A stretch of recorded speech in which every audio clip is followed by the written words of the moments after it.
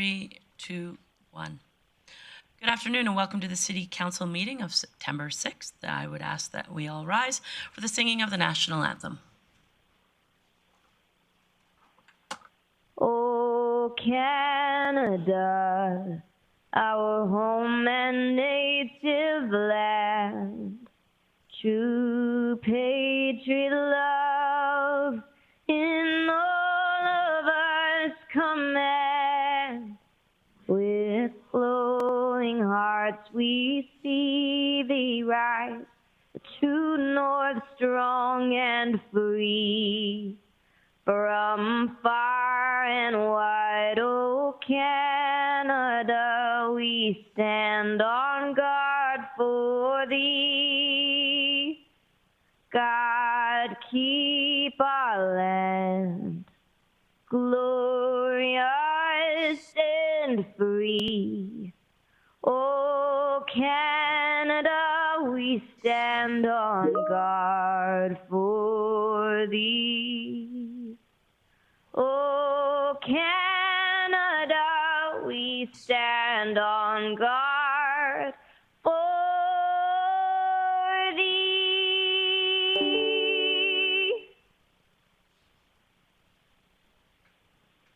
Well, thank you to the National Film Board for the images of our country and to our very own Tennille Towns for the singing of our national anthem. On a side note, I see Tennille is co-hosting the CCMAs this weekend, so congratulations. Very excited for her in that regard. Moving on to our agenda for tonight, we have a couple proclamations we will start with, and the first one being Welcoming Week. If you just give me a little bit, there we go. So, Welcoming Week being September 10th to 18th, whereas Welcoming Week is a global event recognizing and celebrating the people, places, and values that help everyone feel welcome and that they belong in our community. And that whereas on this first observation of Welcoming Week in the city of Grande Prairie, we recognize the important work of our local immigrant and newcomer settlement organizations. And whereas we acknowledge that successful newcomer integration requires an ongoing commitment to building an inclusive and caring community that includes all people and serves all people. And whereas the City of Grande Prairie celebrates the values that unite us all as neighbors, friends, colleagues, and encourage each and every resident to participate in welcoming newcomers to our community. Now, therefore, I, Jackie Clayton, the Mayor of City of Grande Prairie, do hereby proclaim September 10th to 18th as Welcoming Week in the City of Grande Prairie. All right, and one other proclamation. It is Rail Safety Week. So from the Office of the Mayor, the proclamation of Rail Safety Week, September 19th to 25th, whereas it is in the public's interest to raise citizens' awareness of the dangers of ignoring safety warnings at level crossings and trespassing on all rail property to reduce avoidable deaths, injuries, and damage caused by incidents involving trains and citizens. And whereas Operation Lifesaver is a public-private partnership whose aim is to work with the public, the rail industry, governments, police services, media, and others to raise rail safety awareness. And whereas CN has requested the City Council proclaim Rail Safety Week in support of its ongoing efforts to raise awareness, save lives, and prevent energies in communities, including our municipality. Now, therefore, I, Jackie Clayton, the Mayor of City Grande Prairie, do hereby proclaim September 19th to 25th as Rail Safety Week in the City of Grande Prairie. There we go. So thank you for those two. Moving along to our agenda, the adoption of the previous council minutes. I look to Councillor O'Connor. Thank you, Mayor Clayton. Council adopt the minutes of the City Council meeting held August 22nd, 2022 as presented. Perfect. That motion is in order. I will call the question. Please vote.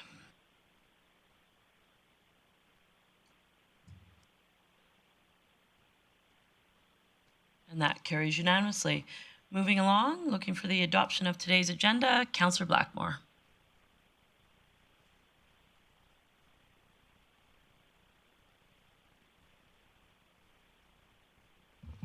I would move that Council adopt the agenda with the addition of the following delegations. Item 6.5, Dion Martin. Item 13.2, Melissa Badin, and item 13.3, Dallas Badin. Thank you for that motion. That motion is in order. I'll call the question. Please vote.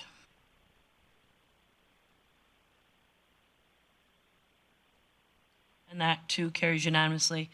Moving on to open delegations, the 3 p.m. portion today, we have 5 delegations that have let us know ahead of time they would like to speak. At the end of those 5, I will ask if there's anyone else here to speak to council. Just a reminder to the delegations, our delegation business is handled after our committee business and after our correspondence. And then there is an evening portion for delegations as well. So first group that let us know today that they wanted to come speak to council, the Grande Prairie and District Chamber of Commerce. So I see Ms. Oliver is here. Come forward, please, and just introduce yourself for those who are watching. Just sort of a notice for any delegations that are here to speak to council. It's about 5 minutes, an opportunity for you to say what you're here to speak about. At that time, council may have questions for you, and then any business arising will come at in the later portion where we deal with delegation business. So feel free, about 5 minutes, and then I'll open it to council for questions. And there you go. Oh, I had it on. There we go. All right. Thank you so much. Hello, Mayor Clayton and Council. On behalf of our Regional Workforce Partnership, I'm really excited to be here today to present to you. So in spring of 2022, the Chamber, in partnership with the city, the county, Greenview, Northwestern Polytechnic, and Alberta Labour and Immigration, released a regional workforce development strategy. And the strategy in the 2 years of comprehensive research, consultations, and planning leading up to its development are the result of this strong and effective partnership, committed to a collaborative and coordinated approach to ensuring there are enough workers with the right skills and supports to drive strong economic growth in the region today and tomorrow. The region that the strategy addresses includes the city, the county, Greenview, and area communities. Communities across the region participated in the development of the strategy, and around 800 community stakeholders shared their experiences, challenges, successes, ideas, and feedback. We are truly excited to bring together all of those stakeholders and continue to move forward with a proactive and collaborative regional focus. And as you can see, we have quite a comprehensive list of people that did participate. So we are very grateful for the valuable time that they shared. The issue. Our region needs a deep pool of skilled and diverse talent to continue to be a strong and vibrant economic hub. Sectors across the region are reporting difficulty attracting and retaining skilled talent, and they need to grow. They're having difficulty attracting and retaining the skilled talent that they need to grow and remain competitive. Adding to that challenge, they're also competing for skilled workers with communities across the country that too are being impacted by labor and skill shortages. A comprehensive labor market needs assessment, numerous consultations, a target sector study, and 6 industry profiles highlighting those sectors that are the drivers of our region's economy allowed us to dive deeper and quantify the region's labor market and more clearly define the challenges and the opportunities. And all of those reports and studies can be found on our website, grandeprairiechamber.com. The culmination of that research is our community-driven regional workforce development strategy. And it's a 5-year roadmap that guides a cooperative, collaborative, and integrative response to workforce development across the region. The strategy will accomplish this by articulating collective actions aimed at attracting, retaining, and training a skilled and adaptive workforce to meet current and evolving workforce needs. So our strategy centers around 4 main goals: attraction and retention, education and skills development, marketing the region with a focus on workforce attraction and retention, and formalizing and strengthening the existing partnership. Today, I want to focus on goal 4. To proactively implement these goals and drive these strategic initiatives, we cannot work in silos. Our work over the past 2.5 years is a result of collaboration and leadership among partners in the region. This strong and effective partnership is well positioned to govern and implement the strategy. It understands the need for a regional focus on workforce development, and it recognizes the uniqueness of the region's individual communities as well as their interconnectivity. To successfully drive the goals and implement the strategic actions in a collaborative, cooperative, and integrative manner, formalizing and strengthening our existing partnership is the right path forward.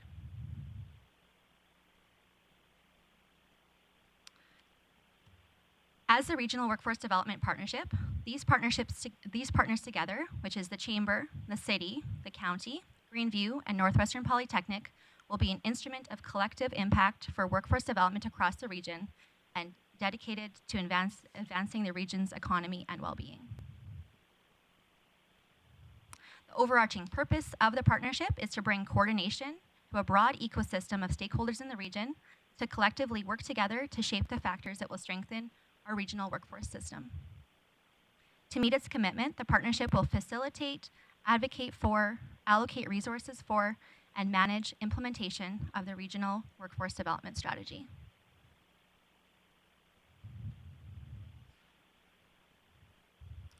Building this culture of cooperation and partnership through the framework of the strategy supports overall business competitiveness and promotes quality of life and will position the region as a leader in prosperity and growth. So the governance of the partnership will be shared by two bodies. Partnership champions will have the executive oversight of the partnership, and the steering group will have the strategic oversight. We have submitted to you in advance the information the terms of reference for the partnership, which outlines the details of how the partnership will function operationally and fiscally. The partnership champions, which provide executive oversight, to champion, facilitate, advocate for, and allocate resources for the partnership and its work. The champions are the municipal councils, the Chamber's Board of Directors, and Northwestern Polytechnic's Board of Governors. The steering group, providing strategic oversight, is the leadership group that will deliver on the partnership's commitment and mandate, made up of employees of partner organizations, such as the municipality's economic development. Responsible and accountable, providing strategic direction, financial and operational administration and direction, and overall management for the strategy's implementation. They will actively engage external stakeholders who have the necessary expertise to advise and help the strategy or parts of the strategy.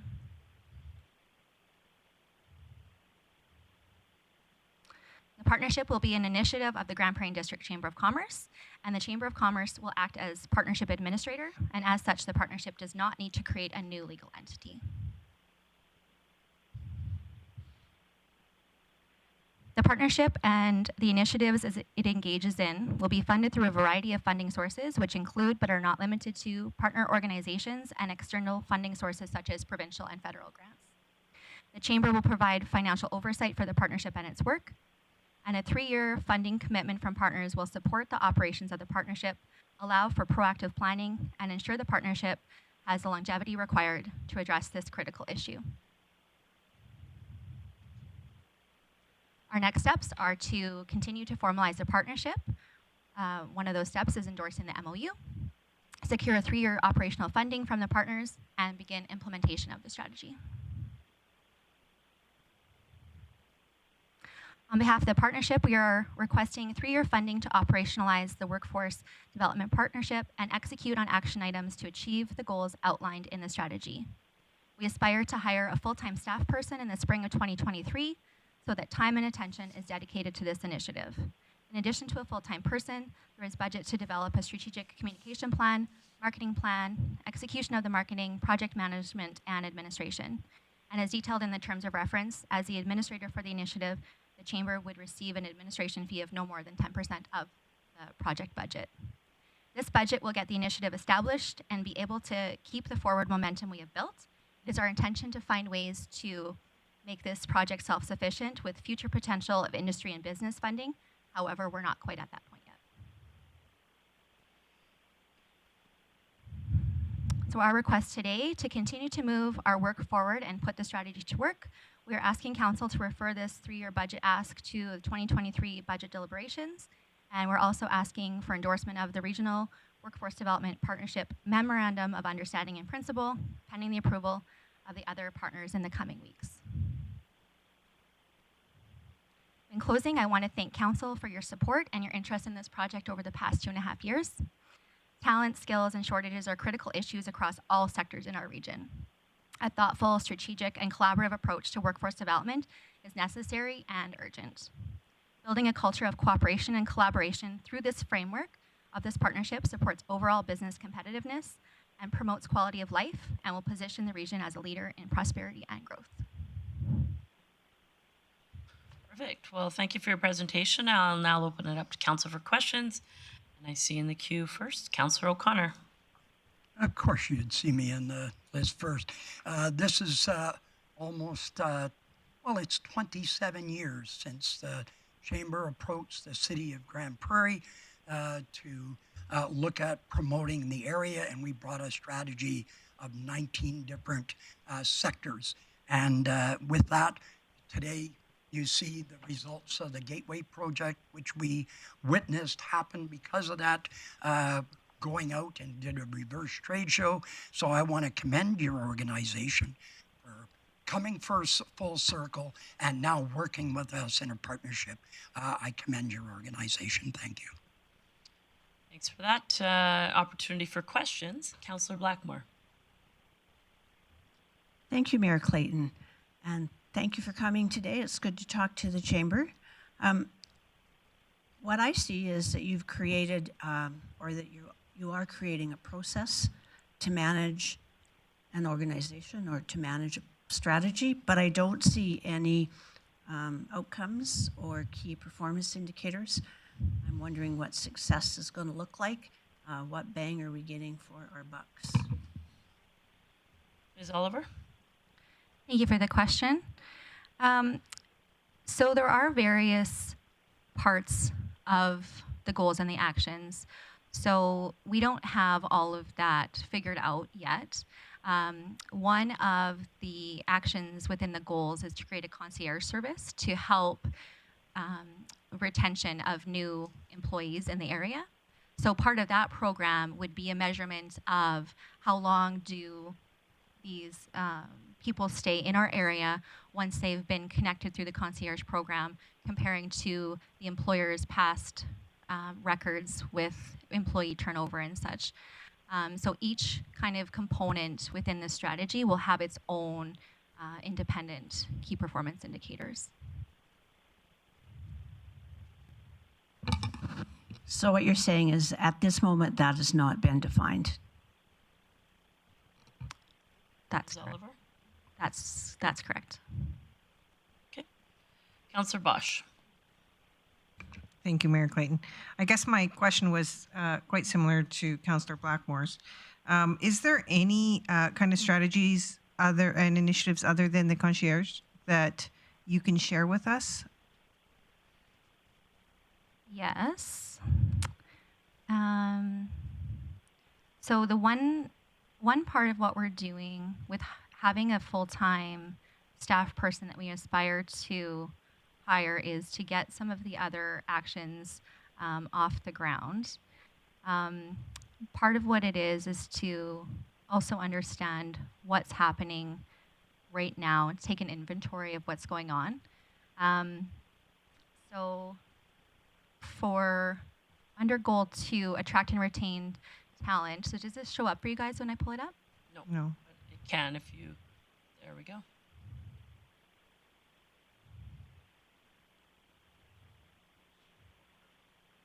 You need to plug in, right? Yep.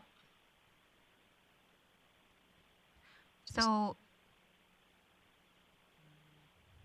I'll just give IT a minute and see if we. So with having the strategy just released in the spring, we haven't been able to, continue full speed ahead with the forward momentum. We just don't have all of the resources in place. But under each goal, there are various actions that have been identified. So there are many things. The concierge program comes front of mind. There was actually, during the summer, the province had about a 3-week turnaround for a workforce strategies grant. They were accepting expressions of interest. Unfortunately, we were not successful, but that's the project that we had pulled out. So that's why that one comes top of mind right now. We were unsuccessful with that, but we are applying through the Labor Market Partnership Grant through the province to try to access some funds with that. There wouldn't be any dollars required for that. We're going to be able to submit it with gift in kind for all of the different partners for our contributions. So the concierge program is top of mind, but there's probably about 20 plus different actions that have been identified, different projects to tackle under the plan. So you said that right now you'd have to take a basic inventory of where we're at. For some of the areas, yes. Right. So working on the strategy or development strategy for the last 3 years, have we not been doing that already? Yes, we have. Okay. We have been trying to understand where the deficiencies are in the labor itself and trying to understand which sectors are the most important for our region, what provides the most potential for growth, what provides the current mix of what we've got going on right now. And there are so many different elements to what can be done. Ultimately, another thing we want to do, so with this concierge program, we would be enhancing what the employers are already doing with their efforts to attract people. Part of what we want to do is also market the region so that we can not just enhance what employers are doing for themselves, but help attract more people to our region as well. So that's another big element. Right. We're planning to do the same. So hopefully all this all works together. Yeah, absolutely. So Perfect. It wouldn't be regional branding, but regional marketing. And absolutely, once we would definitely align the two. Perfect. Thank you. Thanks for that, Councillor Bressy. Great. Thank you, Mayor Clayton. Thanks to you and your team for the work that's gone into this. I'm curious, what would be, if Council does enter into this, what would be the actual feedback time loop to Council in terms of when and how would we be receiving reports, and how would we as elected officials get to have input into what's going on? I see that we'd have a staff person on the steering committee, but how would elected officials play a role going forward? So, as I had detailed before, I mean, as far as your role goes, Council's role is super important in helping advocate for the work that the partnership's doing, and we would be open to what would be best. Is it quarterly that you would want reports back? Is it semi-annually? Is it monthly? Like, whatever you guys would want would be what we can produce. I mean, that's all being developed as we go.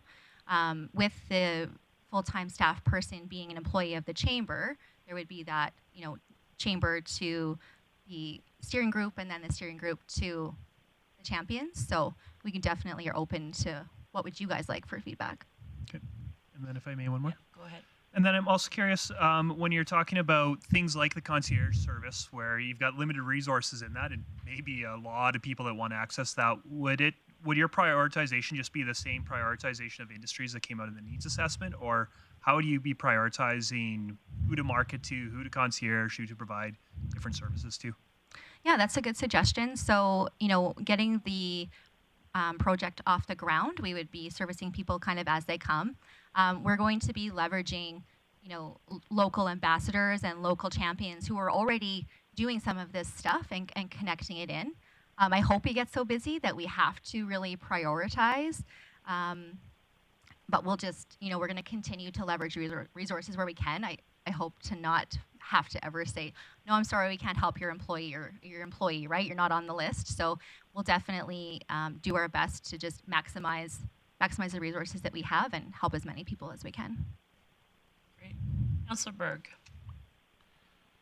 Thank you, Mayor Clayton, and thanks, Ms. Oliver. So my question is around the health services, because that is the one thing that we continually hear on a daily or weekly basis is the recruitment of health professionals to the region. Is there any room in there, or is it outside the scope of the chamber to take on anything like that? Ms. Oliver? To take on the specific recruitment of health professionals? Well, fit it within your umbrella. We've talked about industry, retail, a number of different areas. Is healthcare part of that? Yeah, absolutely. Healthcare is an important sector. At this point, we don't have specific sector strategies as far as marketing specifically to the region, but absolutely that's where the 6 profiles will come into play, and we can leverage those once we have our regional the marketing in place and we have our person in place. And absolutely, I see there's room, and I see there's room to complement what Alberta Health Service is already doing. Part of what we can do is, well, when they have a potential candidate, before the candidates accepted their position, we can then plug in and say, hey, learn a little bit more about them and connect them with the community and make them feel welcome before they even accept the job. But absolutely, I think there's room to enhance the health services recruitment. Absolutely. Great to hear. Thank you. Councillor Thiessen. Thank you very much, Mayor Clayton. Thank you very much, Ms. Oliver, for coming in this presentation. So I guess my question is based around the transient nature of Grande Prairie, which is obviously identified in the report that you presented here. Now, a lot of people, they leave Grande Prairie to go find the skills and the training that they require to create their profession, and sometimes they come back, and sometimes they're lost forever. So I think maybe a big part of this goal, especially when I'm looking at goal 3 and it says we need access to quality jobs, equal access to opportunity, quantifying the labor gap, hard to find skills, training gaps. So all that has to do with professional development. So what's the goal inside the goal 3 on how we are going to train people in a numerous amount of industries and professions with a variety of skills and training? Like, obviously that takes a lot of funding for one. So what's the goal around training and giving people those skills that they can create the jobs for the future? Ms. Oliver? Awesome. Thanks. Great question. I think that a big part of it speaks to the partnership itself and having Northwestern Polytechnic around the table as a partner. And they're very open to providing the training that is needed. They want, their students to stay here. They want to be able to train our current residents to stay here and want to stay here. So working closely with them. We have other trainers in town as well. So really to maximize the resources that are already available and to inform their programming as well. This is a partnership amongst the 5 partners, but with the community as a whole. There's already a lot of great things happening, but maybe not as fluid of conversation about what is needed and what's the potential. So we're going to be able to be better equipped to help inform and collaborate with those other, with Northwestern Polytechnic and other trainers that are available to help that, because the retention is so important. Because like you said, once people leave, they might not come back. Yeah, and so just in regards to that, I think Councillor Berg mentioned health services. I think probably everyone around here is like, let's open up our OR time. But how nimble do you think Northwest Polytechnic can be as far as offering the programming that we may require skills for? Usually these things take time to develop and to find the right people to teach. So are you confident that they can be nimble in changing their curriculum of their Polytechnic? Go ahead, Ms. Oliver. Yeah, I can't speak to their operations, but I can speak to the willingness and the openness of the people that run that institution. Everybody's been very great to work with and open, and I've seen, some new programs developed recently in response. So I am confident that they're able to respond. No idea what their timelines might be, but they're definitely doing what they can to be as responsive and as nimble as possible. Okay, thank you. I'm just going to jump in the queue before you, Councillor Bosch.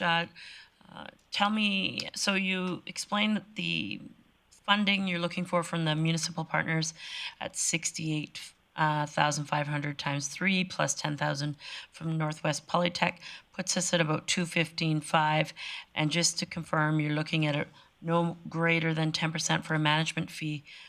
Where are you getting the money for full-time staff based on that?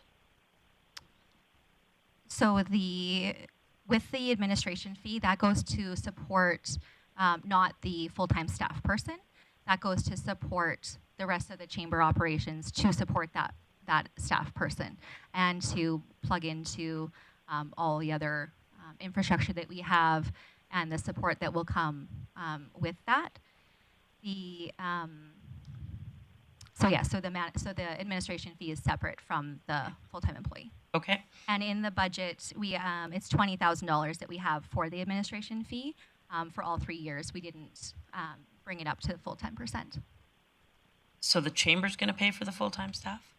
No, that will come out of from the full budget Okay. of the 275. Okay. Yes. And then the other question, hang on, I lost it. Oh, the businesses you're looking to work for, will they have, or work with, will they have to be chamber members? No. So No. the chamber will facilitate this, but anybody can access. Exactly. Okay, perfect. Councillor Bosch. Thank you, Mayor Clayton. Just one more question, just because I'm a little unclear, and I think Mayor Clayton may have answered it for me.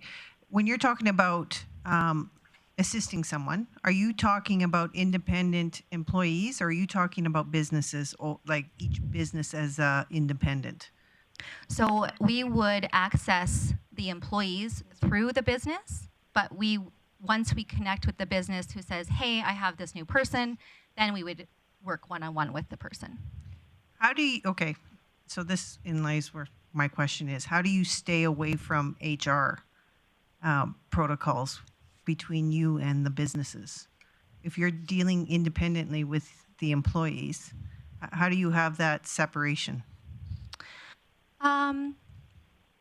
Making it clear, I guess, what our role is in things. Our role would be to connect them with the community, to connect them with, trying to wrap our arms around them and make them feel like they belong to our region. So, that's a good suggestion to make sure that we have that very clearly laid out. That's all in development still. But, if there is an HR issue, that's beyond our scope. It wouldn't. Because quite honestly, when someone's leaving, potentially it could be due to some sort of HR issue. And how much do you get involved in that, right? You don't want to be. Yeah. And hopefully our intention would be to be involved at the stage where they are new. They're still, they're not on their way out. They're new and they're here, and we're hoping that going on their way out isn't going to be in their mind. So. Right. This retention piece is Yeah. the strong piece. Yeah. And, therein lies all the different, compilations of things that can happen with their employer. So I look forward to seeing how you're going to put details into that kind of role. So, Council, I don't see anyone in the queue. I would suggest there seems to be a high level of interest for further discussion. I think that the delegation has provided great background and initial information. When we get to delegation business, if you are interested in having further discussions, I would suggest that you look to have a motion to send this to the appropriate standing committee for further discussion, or not, whatever the will of council is at this point. But I don't see any other questions in the queue, so I thank you for coming today. Thank you for the information, and we'll see you soon. Take care. Thank you. Yep. All right. Moving on, we'll give Ms. Oliver a minute to clear out. Next on our agenda is the Grande Prairie Regional Tourism Association. And I don't know who's, oh, there he is. I see Mr. Loudon at the back of the room. Come on up, Ms. Neville, and just introduce yourselves once you get situated for those who may be watching online. And same sort of protocol, about 5 minutes to talk about your presentation today, and then at council, an opportunity for council to ask some questions. So thank you and welcome. Thank you, Mayor Clayton. Ken Loudon, the Executive Director for Grande Prairie Regional Tourism. And joining me is our President, Sandy Neville. Welcome.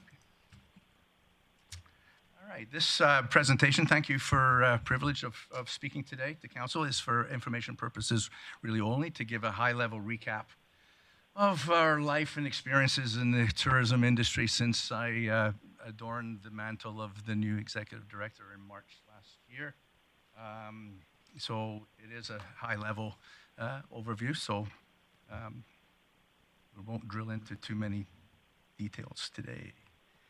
So who we are, just as a recap, we are Regional Tourism Association and a not-for-profit society, and is the destination management organization that used to be, as of, I would say, technically effective of spring, but really hasn't come into realism just until the last couple of weeks, actually, we were the destination marketing organization for the region. Now we are rebranded officially, actually, really of September 1st, as the management organization for Grande Prairie and region. Champion regional tourism that engages in marketing advocacy and regional development. We also hold contracts for managing the Visitor Information Center and reception services at Center 2000. Since we've commenced, there was a necessity to re-identify ourselves and to reconfigure our whole image, and so I set out in the fall and launched in January of this year our new brand, which is the logo you now see on your screens. With a cap, our untapped, unfiltered, unforgettable is our brand line, and of course you've seen our new wrap on our Jeep that we drive around the city, featuring the highlights of our region. Our region was built off of the sundial being our regional landmark, and the coloring comes from our northern lights from out the region too. And here's our promo.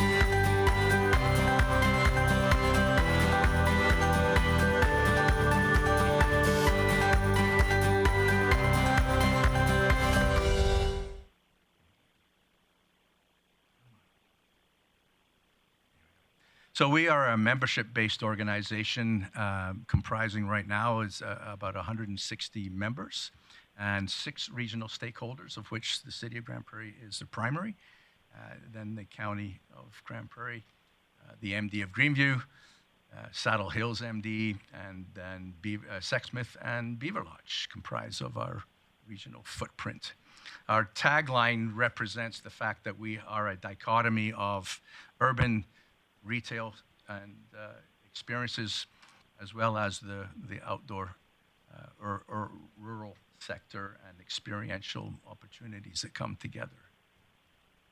Back in 2019 and into 2020, just as COVID was out to hit, the tourism organization had set out and had developed a destination marketing plan, and COVID saw fit to put that back onto the shelf. And there wasn't really any traction gained until spring of 2021. And I set out, it contained 3 strategic goals, and I set out to get those off the shelf and into tires on the road. And the first strategic priority was leadership, governance, organizational effectiveness. Second one was strategic destination development and management. And number 3 was destination marketing and communications. I'm really happy to say that those 3 priorities have really not just been completed, but they have established a life of their own, especially priority number 3. And destination marketing and communications are ongoing and evolving as we currently move forward. Regional tourists. So we talk about, tourism in Grande Prairie. What does it look like? Who is it? What is it? By definition, a tourist is defined as someone who travels to a destination outside their usual environment for over 40 kilometers more one way for any main purpose, business, leisure, or other personal purposes. The retail sector, as we know, is one of our primary draws, infusing approximately $4.7 billion per annum throughout the region. The GPRTA's primary objective is to entice our tourists to explore, discover, and experience all that this region has to offer while they visit. And those status courtesy of the Northwest Community Foundation, Northwest Territories Vital Signs last year. So they're coming to Grande Prairie to experience the untapped, unfiltered, unforgettable region. and our festivals, our hills, our ski hill, our camping, our outdoor experience, our festivals, Stampede, our culture, etc., and our urban centers, and of course, Festival Bear Creek, for example, and of course, our retail keeps us driving forward. Our out in Encana Center, out in Dawson Creek, our motto and messaging to that, because we know the eastern segment of BC is this is a retail hub, is come shop, stay and play. And that's our messaging to the outskirts of our region. Moving forward, where are we in comparison to the last 4 years? 2019, pre-COVID, as you can see, numbers were quite off the chart. It was a very strong year, fiscal year. COVID imploded our numbers in 2020. Tourism, the hardest hit industry sector, not just in Alberta, but in Canada.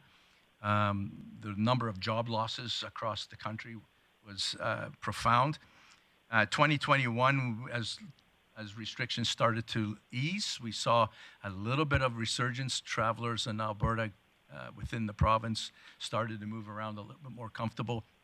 And we can see that the American travelers, as well as our bus tours, completely shut down until it was safe to operate. Moving into 2022, these numbers are actually reflective up until last week. And so, as you can see, just the visitors within Alberta and within Canada, we are striving forward. The forecast by the end of the year is going to be more reflective towards the 50 to 60 percentile compared to 2019, and it's only going to improve and increase. Surprisingly enough, it was really amazing to see our European visitors come to this region in the numbers that we did experience. And what was unique about it was that they weren't just flying over here and then renting facilities or vehicles, etc. They were shipping. More so, the number one country that was doing this was Germany, and we know we get a lot of German visitors in the fall. But our German visitors to this region were shipping their vehicles overseas via containers and then driving them across the country. And their explorational area destination was not just Canada, but also up to Alaska. So we did see that resurgence of the Alaska travel throughout this region, and the rubber tire traffic has dramatically improved. And again, those numbers will not cease because, as we know, we go into the fall, the European market also appeals to the outdoor adventurer and hunter and sportsman. And so we see a lot of European outdoor hunters coming through and being guided. And so we will expect that international number to continue to increase. And with that, at a high level, what's happening next? And I did refer to this at the beginning. Travel Alberta has undergone a major priority shift this spring in collaboration with the Tourism Industry Association of Alberta, who is shouldering more tourism marketing. Travel Alberta's new priority is on tourism management and development. And this is filtering down to not just to us as a local destination management organization, but throughout the province. They've restructured how the province is divided out, what segments belong to where. And talking with David Goldstein, as he was here in August, he has a high priority for this region to not just see it flourish, but actually how do we go forward and strategically develop new assets that's going to put us on the map. And part of that engagement will also include Indigenous Tourism Alberta, who is Shea Bird and his team with ITA are closely paralleling David Goldstein's vision for this region. And so it's exciting to see that happen.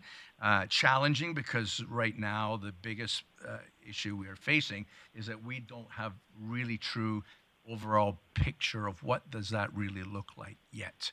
I'm headed to Red Deer in the 15th of this month for the very first time in 2 years, that the Constellation Group, which is mid-sized cities, and the larger centers, Edmonton, Calgary, Banff, and Jasper, we're all coming together as a collective whole to have an overall governing conversation of strategic outcomes and where we want to go. And what does this look like for the province, and how does it filter down to us here locally? So the GPRTA will remain steadfast with regional destination marketing because that is part of our mandate and part of our priorities. And we'll begin to migrate towards destination development.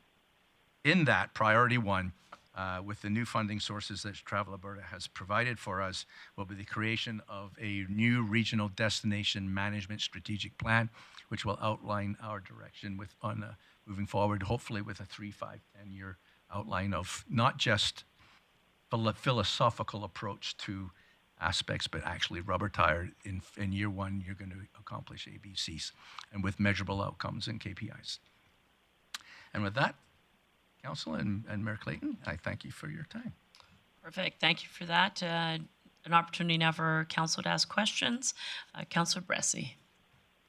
Great, thank you. It's definitely heartening to hear the provincial attention we're getting. I know a few years ago, a big concern was that we weren't getting our fair shake of provincial investment. And so I think a big kudos to your organization for really standing up for our region and making clear the opportunity that's here. I'm just curious, those stats were very interesting to see, that bar graph you had. How do you collect that data? Pardon me? How do you collect the data from that bar graph you showed us? Most of that is door entry through Center 2000. One of the biggest assets, we had the conversation this morning, in fact, is that it is very difficult to, unless, like, for example, accommodation sector are actually putting a code attached to when people are making bookings. It's hard to know why people are actually booking that hotel room. So promotion codes are something that we'll be dialoguing with our accommodation sector. We have 19 hotels in our footprint that we work closely with, and that we will be asking them for more active engagement so that we can help draw those numbers up. But those numbers directly come from individuals, visitors walking through Center 2000. Great. So you're not capturing it at all if they don't walk in Center 2000. No. And so we don't really have other means to measure at this point. And that's part of the changing that Travel Alberta wants us to drill into so that we can have because obviously that's a very low percentile footprint that we're capturing. And we know those numbers are not truly indicative to the region of what's actually happening. So there is efforts and understandings that those measures have to be changed. Awesome, thank you. Thank you, Mayor Clayton. So just a couple of points before I get to the question. And anecdotally, I am seeing more international and more U.S. tourists coming through the city than I ever have over the past 6 years. So that what I'm seeing mirrors what your reports are seeing. So that's terrific. Cool. The other point is we had a slide earlier of the 6 regional partners. Yes.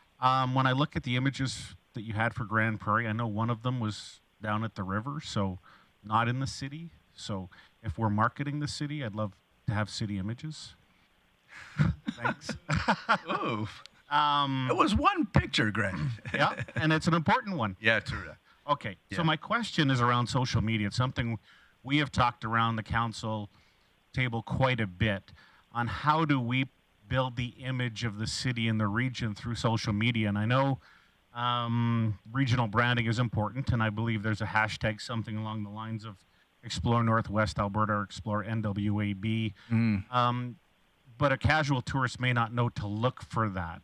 So is there a strategy around using the common hashtags of Grande Prairie, YQU, GPAB, things like that? We have several different domains that we have access to that we own. So there is right now it was formulating a single entity of messaging, but as we go forward, there'll be a branching out so that we can have a bigger exposure catch net for that. Good point. We some councillors and Mayor Clayton may not know that our webpage managers.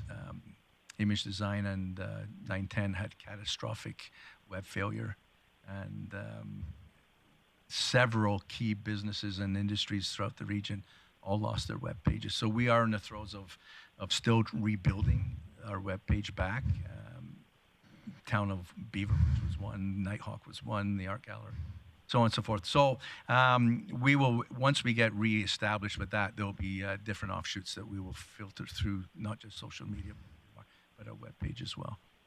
It will come. Okay, and then one final little thing, if it's okay.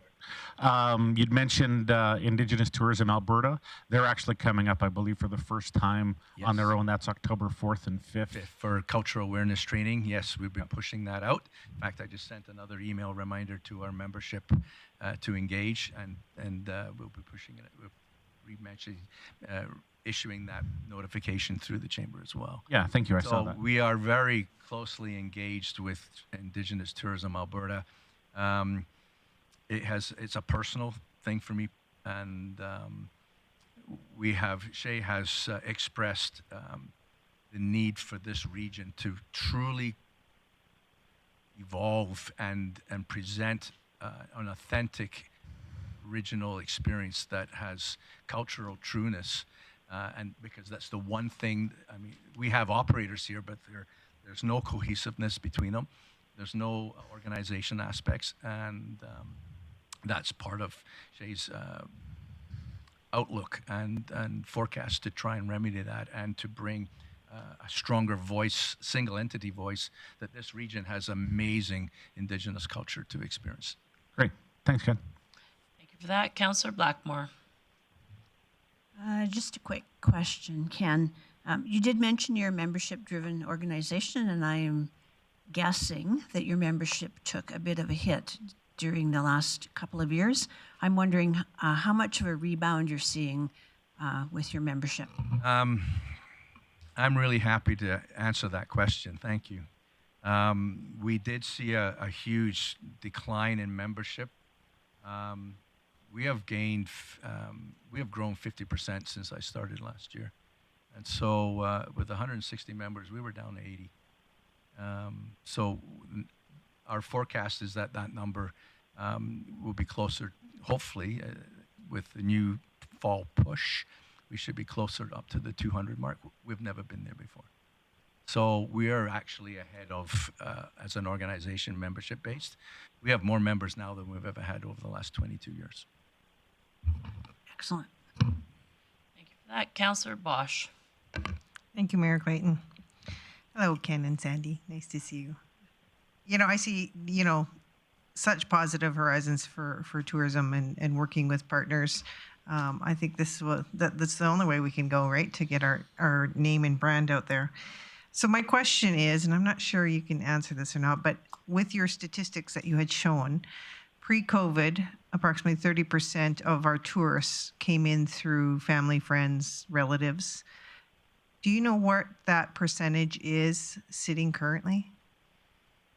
It would be a guess on my part. But we know that one of the main reasons people come to this region, in fact, one of the main priority reasons people come to this region is to visit family and friends, because a large demographic of this community are not from here. They're all from somebody else, that somewhere else.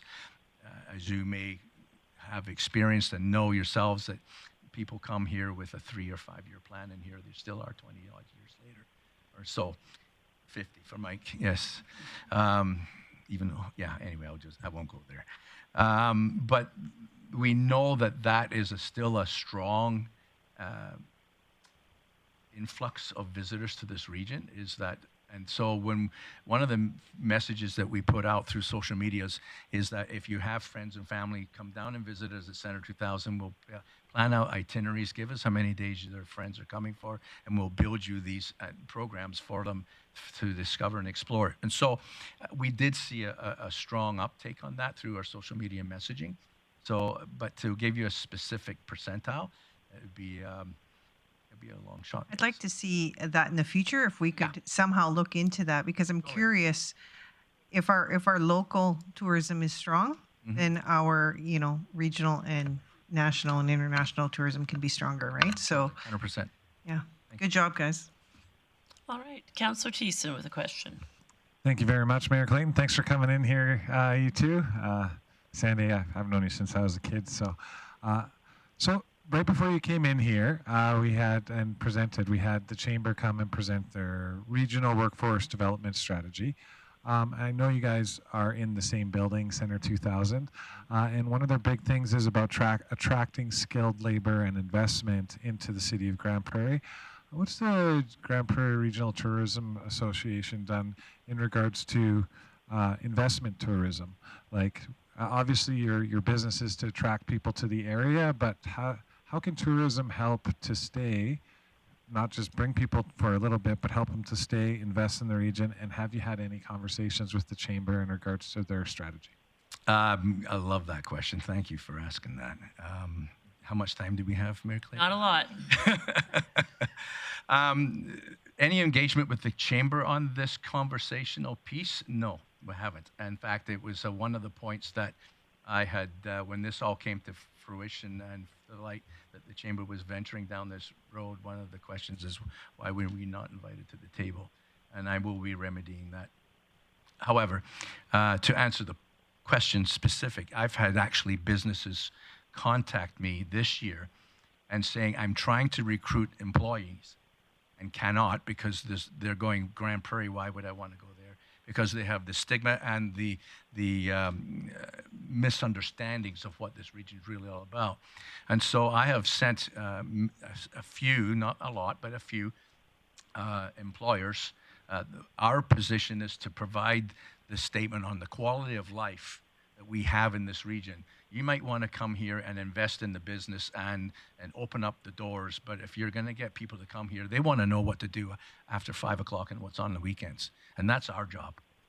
Our job is to promote the quality of life and the explorational discovery that awaits throughout the region. And if we don't get that opportunity to come to the table and voice that and bring that, it's great that you can have tax breaks and you can get a discount here and land and you might get your utilities all hooked up and da-da-da-da-da. But if your people are not excited about the life that they experience while they're here, then they're not staying and the retention is not going to come.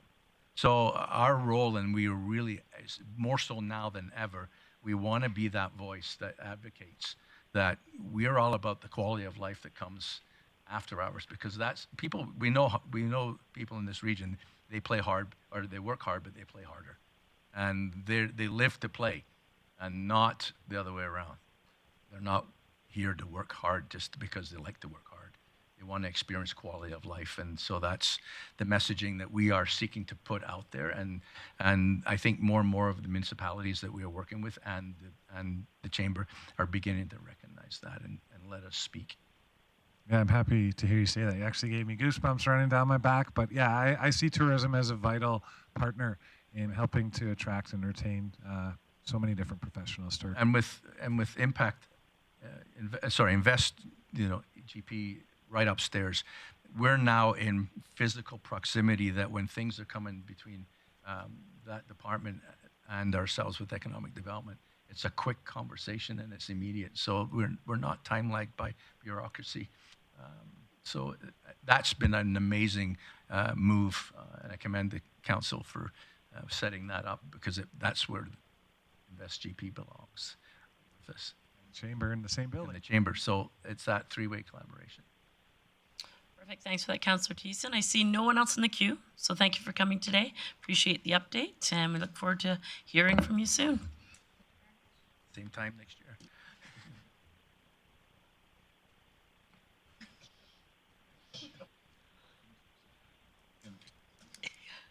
Yeah. All right, moving along to our agenda. On our agenda, item number 6.3, Ducks Unlimited, Mr. Murray, and I see, come on up, sir.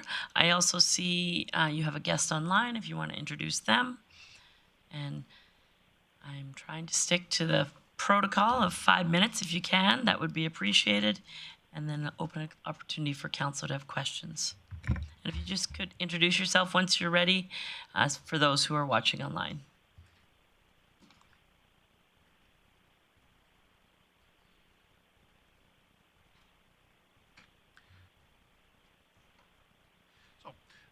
To introduce myself, my name is Rick Murray. I'm with Ducks Unlimited Canada as a conservation program specialist. And Mr. Murray, sorry to interrupt. Could you just pull your mic a little bit closer to you? There we go. Thank you. Perfect. Fair enough. Online right now, we have my project manager for the Wetlands Center at Evergreen Park, Catherine Brown. I just want to apologize initially. I have a 15-minute presentation. I'm going to pare down to 5, so no worries on that. If you see a slide that was interesting, the slides are all available on the agenda, and any questions, I'd be happy to address them. So, with that, I just want to start out with a quick land acknowledgement for where our site is located. I acknowledge Treaty 6 territory, the traditional and ancestral territory of the Cree, Dene, Blackfoot, Saulteaux, and Nakota Sioux. I acknowledge that this territory is home to the Métis settlements and the Métis nations of Alberta, regions 2, 3, and 4, within the historical Northwest Métis homeland. I acknowledge the many First Nations, Métis, and Inuit who have lived in and cared for these lands for generations. I am grateful for the traditional knowledge keepers and elders who are still with us today, and those who have gone before us. And I make this acknowledgement as an act of reconciliation and gratitude to those whose territory we reside on or are visiting. I also just wanted to emphasize the importance of building upon these statements, and I'm going to be talking about this a little bit more about how Ducks Unlimited is working on projects in the region. So a few goals for this presentation. This presentation is basically to inform Council of the history of the Wetlands Center, what has happened during 2022, some future planning, and the upcoming open house that we are having on October 5th. The overall goal is to increase the awareness of opportunities available at the Wetlands Center at Evergreen Park for the public at large. What is our ask of the county, or Council today? It's basically as simple as this: keep us in mind, spread the word, and if an opportunity arises, look to collaborate. We think that the center south of town here is a little known gem of the region, and we'd like to share that our passion about this area with everyone. So a little bit of history on the Wetlands Center. Many of you may already know the center by a different name, the Evergreen Learning and Innovation Center, that was created in 2009 and won an Emerald Award in 2012.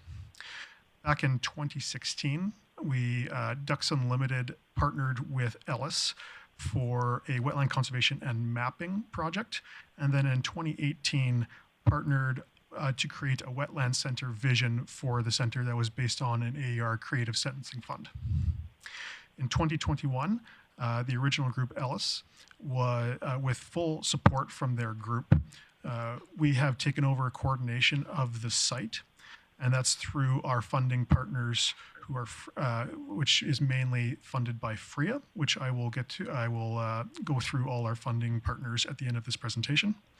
And then in 2022, as part of our grant funding proposal, we hired our first local person to basically coordinate activities at the Wetland Center, and that is myself.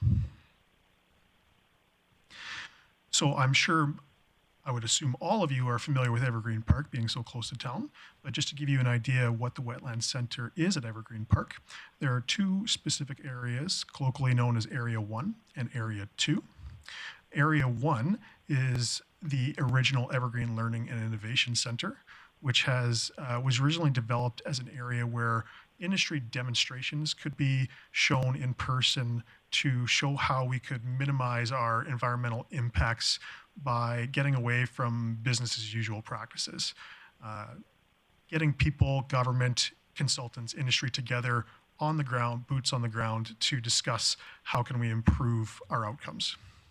Area 2 is another area that we have taken, we have an agreement with Evergreen Park with, but for the sake of this conversation, Area 1 is what we are going to be talking about mostly today. Area 2 will be on our priority list for the next few years, but right now we're going to be talking about our public-facing space. Some activities we've been working on over the past year have been assessing challenges such as access issues, messaging, future development, and safety concerns. Consulting with stakeholders, our many advisory boards, demo holders, user groups, Indigenous groups, and the public at large. and working on temporary improvements. We've decided not to put any permanent improvements in this year, as we've taken a step back to work on planning and gathering feedback before we put any permanent improvements in 2023. We have been implementing knowledge exchanges with industry that have included tours, including with the city of Grande Prairie, and then also formal knowledge exchanges such as ones we have had with our forestry partners, where we will go out to their sites to learn about forestry practices. They come to the Wetlands Center to learn about wetland practices, and then we use that as a conversation to discuss challenges. Okay.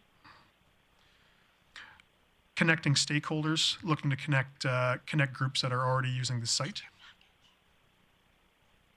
Sorry, Mr. Murray, just give us a moment. No worries. Yeah, exactly. And it is in your e-scribe. Yeah. Everybody does.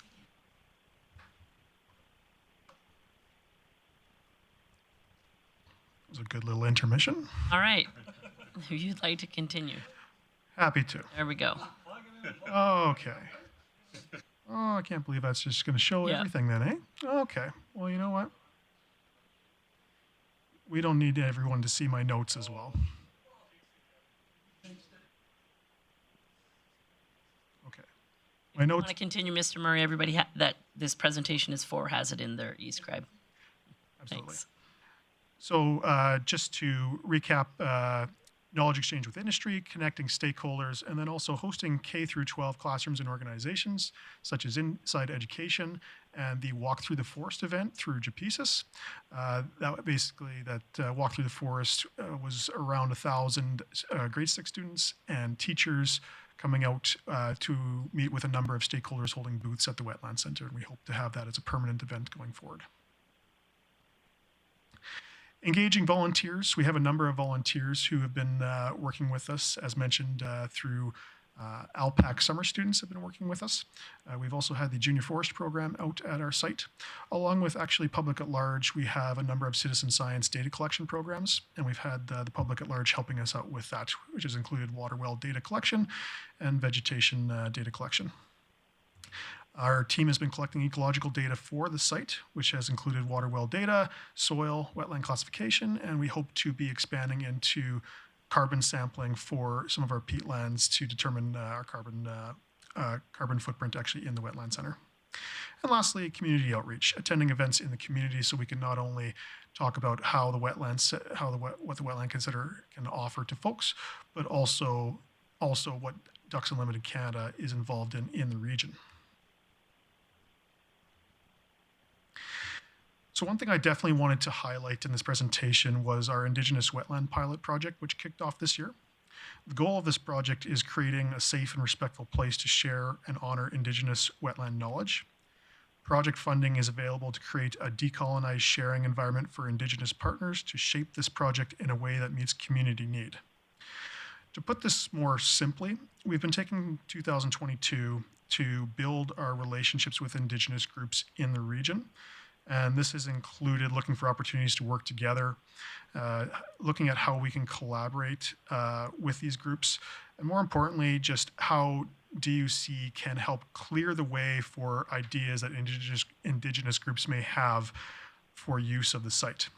We've had some really exciting and tough conversations alike, and we're really excited about continuing this path as we work our way into 2023.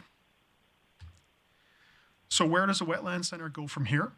Well, right now, as I alluded to earlier, we have been gathering feedback so our recreational planner can develop recommendations on what kind of permanent improvements we can make for the site. And this has included talking to our demo owners, our user groups, but also holding an open house on October 5th. The goal for the open house, aside from actually collecting that feedback, is also to get the word out about this site. I generally walk around, I talk to people in town, and not many people actually know about it unless they've been on a guided tour through industry, basically. So hoping to get families, public at large, and a wide array of stakeholders seeing the site for the first time and seeing what the site can, what they can actually bring to the site, because we're excited about having groups dictate what we are going to be offering at this site. So the open house itself, it's going to have plenty of DU staff available, activities for adults and kids, food provided, and yeah, we're hoping that many from the community can come out and visit with us. So with that, I thank you for your time. I would like to acknowledge our sponsors for this project, are mainly through FRIA, which is the Forest Resources Improvement Association of Alberta, Canfor, Mercer Peace River, West Fraser, and Weyerhaeuser, with additional funding from Alliance Pipeline, Hammerhead Resources, Kiera, and TC Energy. At this point, I'd be happy to take any questions, and thank you again for your time. Perfect. Thank you so much. I do have some councillors in the queue with some questions. First, Councillor Blackmore. I just have a quick thing. I think that in the beginning you gave a land acknowledgement, which thank you very much for that. But I think you acknowledged you're on Treaty 6 lands, and I think you're on Treaty 8 land, where your wetland project is. That is a severe mistake. I apologize It's not a for severe that. mistake. No one, you're not going to get shot at dawn for it at anything. I will definitely double back on that. But also, because your presentation was not available on the screen for people viewing at home for much of your presentation, can you just reiterate the open house at Evergreen Park and let people know where to go and how when that is? For sure. So the open house is on October 5th, and it's running from noon until 7:15 p.m. We've got a number of activities available. If you go to borealwetlandcenter.com/open house, there should be information on where the registration should be. We do have free food available for those that register, and there are also opportunities to register for certain activities. We'll be having breakout sessions and guided and unguided tours, and then activities for families. So some of it will be structured, but other things will not be structured. So for any additional information, I have also attached the flyer to this agenda. So it should be available for anyone that can basically view the agenda as well. Perfect. Thanks for that. Councillor Bressie. Great. Well, thanks for the work you're doing. Thanks for the presentation today. Something smaller detail that I'm kind of curious about. I know when we were chatting earlier in the year, you were talking about maybe trying some bat boxes out there and seeing how those went. Did you ever get a chance to do those yet, or how are those going, if so? It was actually mentioned on a slide we didn't get to, but nice picture of the bat boxes. We actually did. We did talk to the disc golf club and actually a few others. The second that you show somebody a bat box, they give their story about the bat box they put on their farm or the bat boxes that were in the area, basically. So we did install ours this year. Nobody home just yet, but that's kind of the challenge, is finding the right spot for it. And what we had talked about with our neighbors at the disc golf club was, hey, if you're putting them up at the same time, let's share our challenges, share our learnings, basically, and then hopefully down the road, once things are established, we can leverage our contacts with our research partners to actually be looking at potentially specific bat research. And nothing like having a wide area like Evergreen Park full of bat boxes provides a lot of ample opportunity for research. Great. Well, thank you. I'm sure Council picked up some ulterior motives on my part in terms of my recreation, but also it's so that I'm watching keenly, not just for that, but also I'm interested in potential for the city in terms of mosquito control for our population. Seems like in some places it could be a cost-effective and very environmentally friendly way to get rid of those pesky mosquitoes and make our awesome summers even better. One of the large challenges we have at the Wetlands Center is mosquito friendly. So the bat boxes are definitely something that might help, because if we're going to walk the walk of minimizing our environmental impacts, as is the kind of the vision of the original Ellis group, spraying for the site, we will look at alternatives, basically. I'm glad somebody in our region's trying to figure those out, 'cause I think the city could benefit from your work there. So thank you. All right. Thanks for that comment and the questions. Councillor Bosch. Thank you, Mayor Clayton. Thank you, Mr. Murray, for coming and giving us your presentation. It was really good. My question is, and I have to concur with people not knowing about you or Evergreen Park and this Wetland Center. I had no idea. really. And I'm sure many people have no idea. How long have you been here? And like, how long has the center been here? So the center's been around since 2009 under the Evergreen Learning and Innovation Center. And then the Wetlands Center was started, I believe, they started putting in the improvements to call it the Wetlands Center starting in 2018.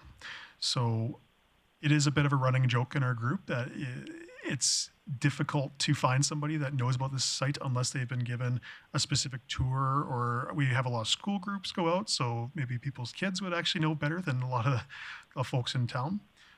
But that is 100% kind of the goal of having not only to come into council today, but also having someone local in town, is to get the word out, and not only get the word out, but approach people about, we have a site, we'd like to hear what you would like to see from it, and not just us make improvements and say, here's a site, here's what you need to use it for. We want to hear from people basically about how it could be useful to the community. Agreed. Yes, I think we'll all do our part to help you out with that too. That's So much thanks for appreciated. coming.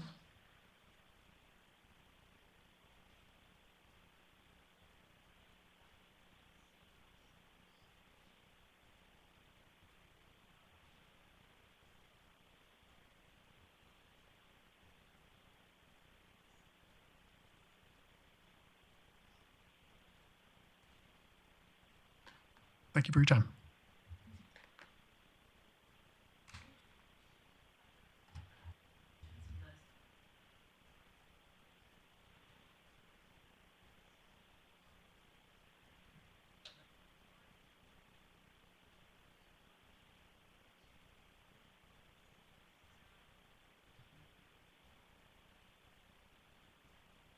Absolutely. How's the distance from the mic? Good? Okay. Great. I will actually keep this to 5 minutes. Okay. I could have maybe titled this Unforgettable, or Untapped, Unfiltered, and Unforgettable, almost listening to some of the stuff. But I wanted to make a couple comments on recent events. Nothing derogatory or anything like that. And but more directional with maybe a suggestion at the end. So first question, we had our visitor here recently to the city. As a taxpayer, where I'm concerned for a variety of reasons. And but one of them was, I wanted to ask what did this cost city taxpayers? First of all, that might be something you refer to city manager or somewhere else, if that's not really available. Second thing was, how far in advance did city council, clerks, administration know of the visit? And then the third question is pointing towards something that we don't get repeat performances of things like this, where people are meeting unexpectedly, or the public doesn't have opportunity, or taxpayers to have a chance to talk to interesting visitors that might come to our city on occasion. Towards that end, as a taxpayer, and familiar with all the different ways media has, or texting and government, everybody else, of notifying us as almost everything or anything, and wondering if the city could make a motion or move towards something that would alert, you've got, I'm sure, my email as a taxpayer, and businesses included, that here's a mail out of whatever, visitors coming to our city, so it's not specific. And in this specific or particular event, an opportunity for some sort of public question answer period and stuff like that would have probably gone a long way to save another embarrassing news articles, responses, and stuff like that to our city. I love our city. I've been here since 1980. I've been able to travel to some places in the world through opportunities here, and I've talked this place up. And one of the things is, I see good people sitting across from me here, the little bit I know of you, and good neighbors, and basically good people in Grande Prairie, right? None of us wake up in the morning and say, I wonder what's going to rock our boats today. And we're going forward, not in fear, hopefully in love and goodness in our community. So I would encourage you strongly to consider something of that so that there's some way for STEAM or opportunities or whatever to get out of the way and let people in Grande Prairie who may have had an interest to say something more than what was said or whatever have a chance to do that. So this kind of thing is not a continual kind of stain. I was present with the MLA incident some months ago and was there for the entirety of it and all that kind of stuff and saw quite a different viewpoint of what came away from that. I appreciate the event that took place. As far as I know, it was unplanned by anybody. And it's tough to watch all that stuff and Grande Prairie kind of go through another out of whatever. I think I would call it this time unpreparedness. So those are my comments. Thank you. So I appreciate your comments, Mr. Hugo, and thank you for coming today. I'll answer the questions that I can. There was not a single penny spent on the visit from the Deputy Prime Minister. Her visit was on her dime, not our dime. In regards to meetings that elected officials do on a regular basis, any elected official meeting that has constitutes a quorum, so the majority of council, is a published meeting and therefore becomes an opportunity for minutes to be taken and agenda to be presented. Minutes or meetings that happen on an impromptu basis, on a regular basis as elected officials, those schedules are not public. Somebody could call me, you could call me for coffee, and I go with you tomorrow and no one else knows about it. So in regards to the time frame, the Deputy Prime Minister's office let us know approximately a week in advance that she would be coming, as it did not constitute an official meeting. There was no agenda, there was no quorum at the meeting, and it was an opportunity for me to advocate on behalf of the region on the many things that were identified through our communications that we talked about through the city website. We expanded on what I spoke with Deputy Prime Minister about, and that was the meeting, as informal as it was. Okay, so then apart from your comments, which you expanded on, you guys, wherever you talked about or in future settings are still kind of off the record, impromptu. Is that correct? Anytime there's a meeting with a one-on-one or less than a quorum, there won't be a minute, an agenda rather, and there won't be meeting minutes. Right.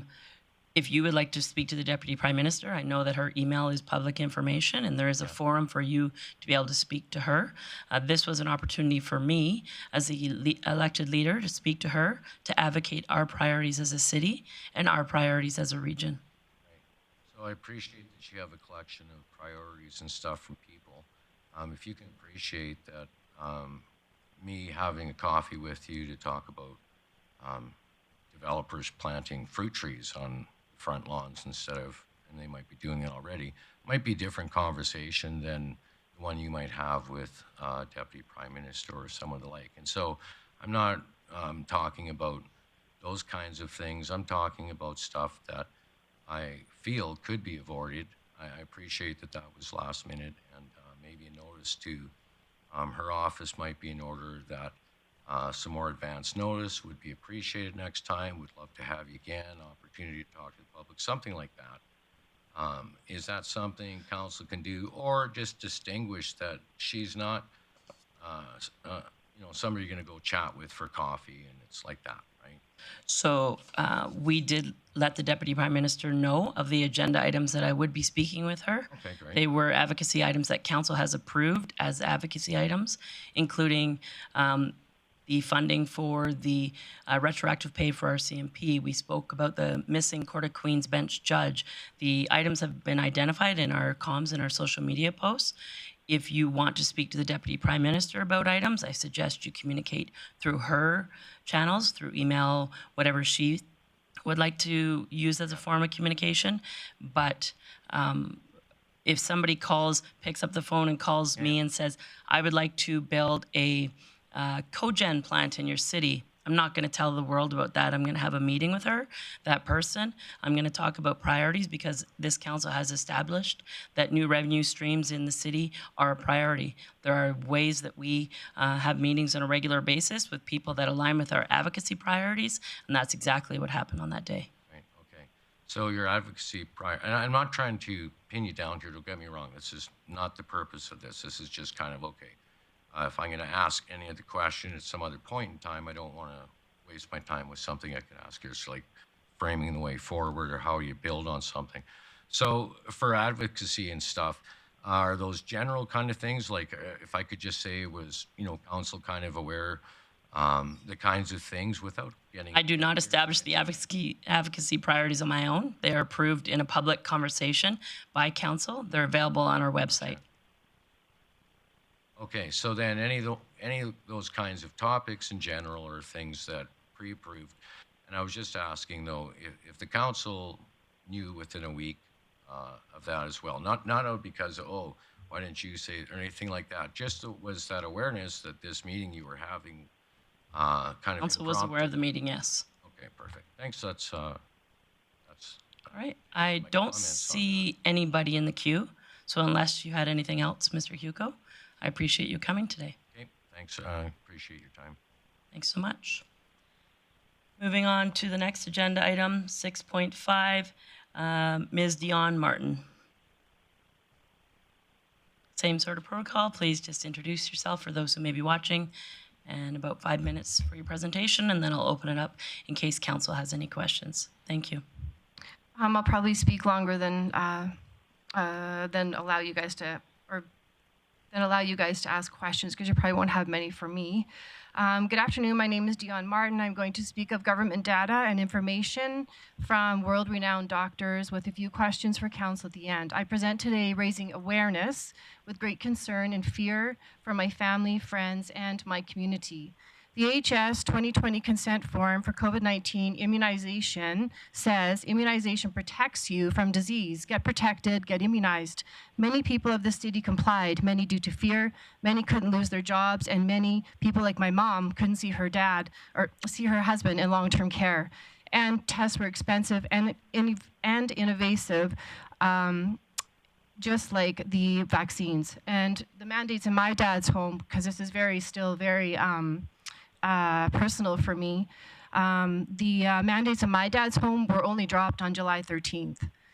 For the past 2 years, fear and guilt have been used to drive the narrative as mainstream media repeated, this is the pandemic of the unvaccinated, but our government sites prove otherwise. So I have been looking at the Alberta COVID stats data. I have Alberta, BC, Nova Scotia, and Manitoba. This data proves it's the vaccinated filling our hospitals, not the unvaccinated. These experimental vaccines are destroying one's immune system, spoken by doctors around the world. And here, when I was in Chris Workenteen's office back in July, I mentioned that the Alberta COVID stats statistics data site that shows this specific comparisons has been pulled off the site, and his assistant told me, yes, they received that memo. Crucial information is being taken down, censored, and withheld from the public to prevent vaccine hesitancy. So, and this sample here right off of our government site, this is the COVID-19 case outcomes in Alberta by vaccine status. These are people are currently hospitalized. So 3 doses are 428, 2 doses 221, 1 dose 27, and unvaccinated 140. Those numbers all stay high with 2 and 3 doses throughout Alberta, British Columbia, Nova Scotia, and I had Manitoba's information. I don't know about the rest of the provinces. CTV reported that in 2021, Alberta is reporting an unprecedented increase in ill-defined and unknown causes of death, which is now Alberta's top killer. All defined and unknown causes in 2021 was 3,362, up from 1,464 in 2020 and 522 the year before that. In June, media outlets around the world have started highlighting a medical phenomenon called sudden adult death syndrome, or SADS, in what appears to be a clear-cut effort to obscure the reality of COVID jab deaths. This here document by Dr. McCullough, SADS used to be rare. Today it's virtually on steroids as the number of sudden deaths in young adults pile up around the world. The numbers in Australia are so concerning. The Melbourne Baker Heart and Diabetes Institute is setting up a new SADS registry to gain more information about the phenomenon. Hundreds of athletes have collapsed and died post-jab. The voices providing scientific information and research from thousands of doctors and healthcare professionals here in Canada and around the world are being censored by the mainstream media, our government, Google, Facebook. The evil list goes on.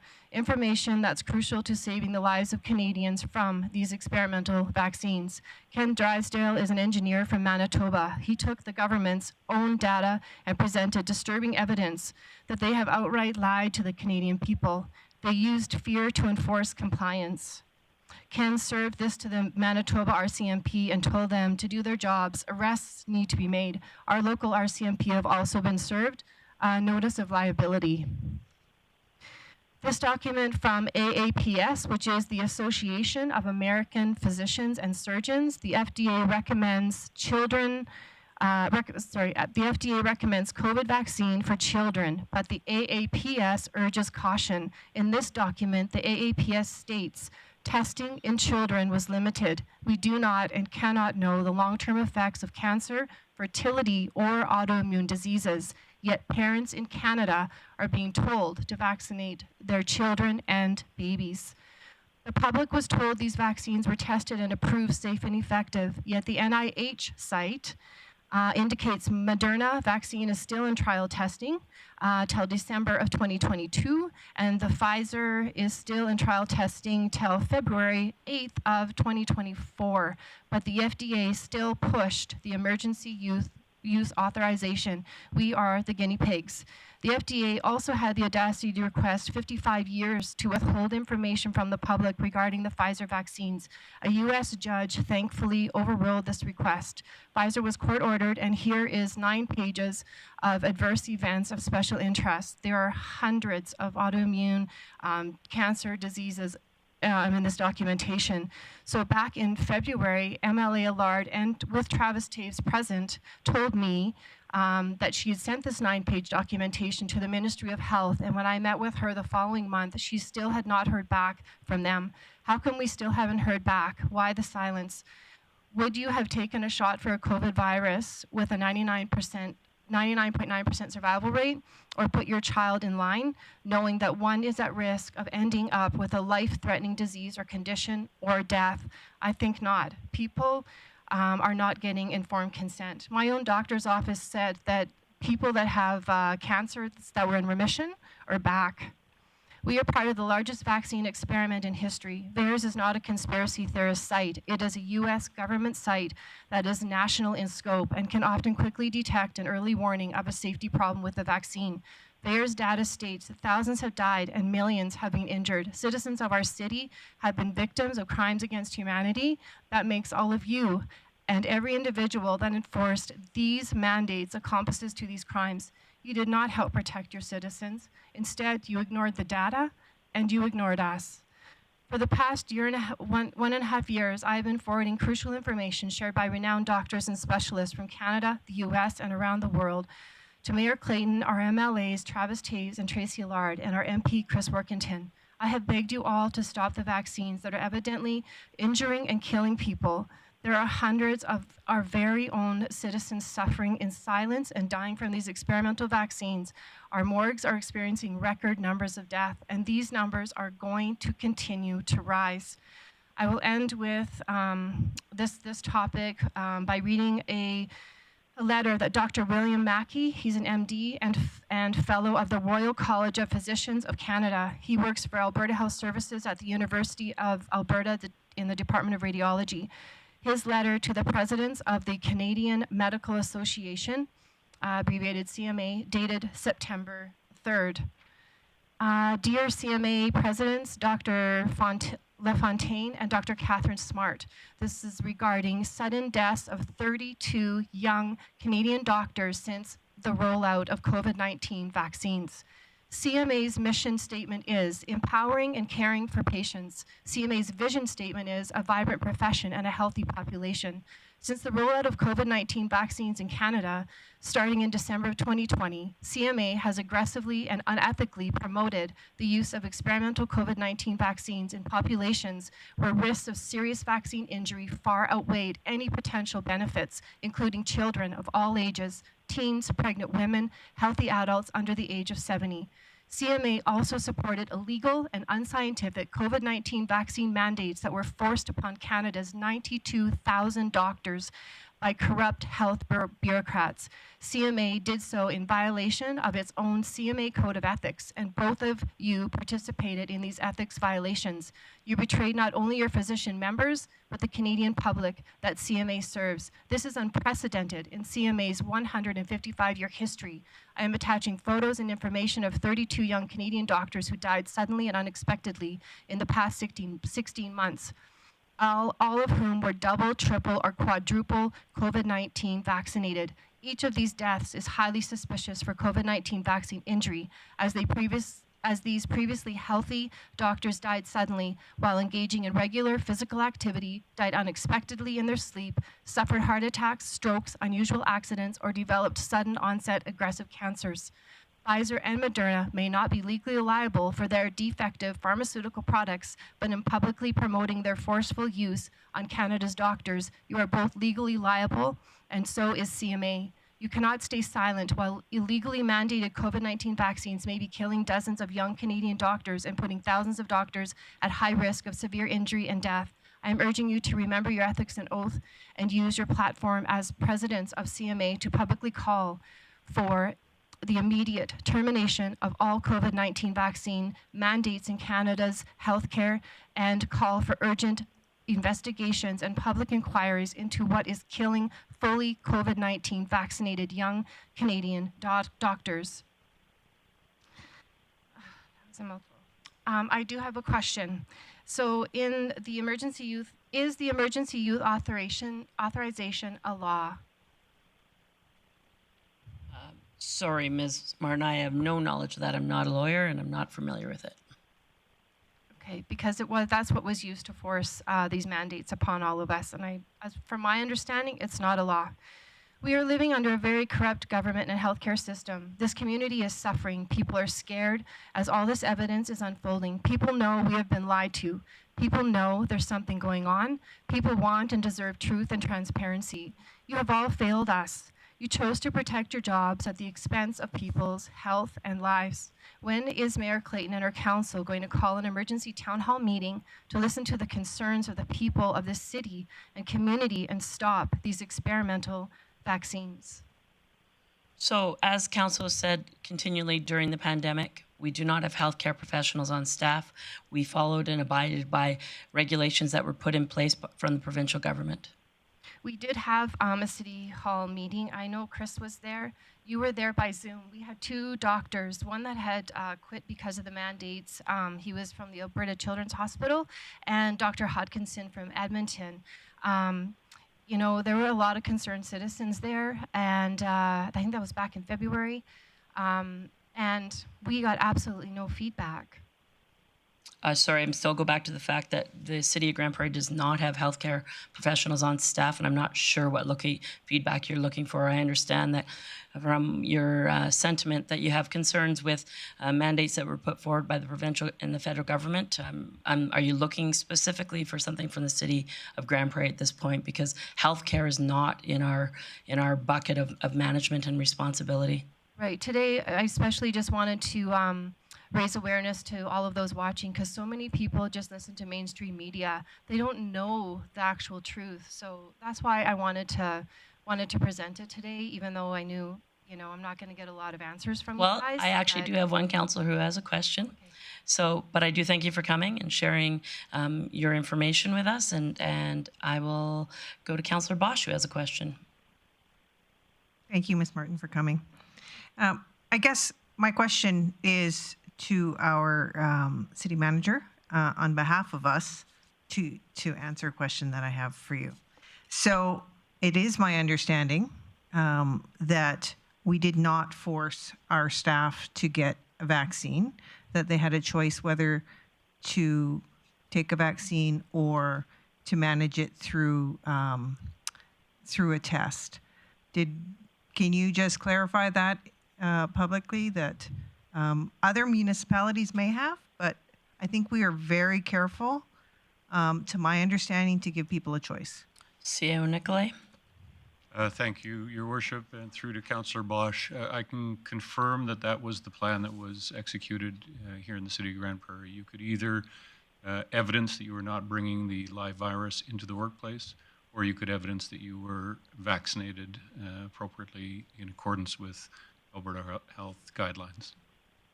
Okay, thank you. I know, Ms. Martin, nothing is ideal. I think this council, though, to the best that we could do without dictating full mandates, like perhaps like the federal government had to do with their staff, I just want to tell you, I think we did our best. Even with the PCR testing, though, it's still a violation of your rights. I'm sure that you all must know that. There's so much information and so many court cases that are taking place right now. There's a lot that's been done that's in violation of all of our rights. And right now, there are so many people that are suffering. I feel like the city needs to come together and help support people, because the people that are being injured and losing people to these vaccines, they need support and they're not getting it. Thanks for your comments. Councillor Thiessen. Thank you very much, Mayor Clayton. I'm glad that you mentioned injured people, Dion, because they don't have a venue to talk to people, and it's almost like they become a pariah. They talk with their friends and their family, and this never happened. They talk with their doctor, that never happened. And then to fill out the form as well takes a doctor about 40 minutes. So most doctors don't have the time or the capacity to do that. So thanks for giving them a voice. Actually, the only reason why I chimed in is I just wanted to thank you for coming in and presenting this information in a very well-researched and educated manner. Thank you for your passion, your persistence, and the information, which I believe, whether I'm alone or not on this council table, is very pertinent for people to be aware of. So thank you for your time today. Thank you all. All right, thanks for coming today. I will just check to see if there's any other delegations here, either online. I'm not unaware of any online. If anyone else here in the chambers is looking to speak to council, please come forward now at this time. And seeing no one, we'll move on to committee business. Under item 8.1, the Community Services Committee meeting of August 30th, and I will look to Councillor Thiessen. Thank you very much, Mayor Clayton. I'd move that council receive the minutes of the Community Services Committee meeting held Tuesday, August 30th, 2022, as presented. Perfect. That motion is in order to receive the minutes from that meeting. I'll call the question.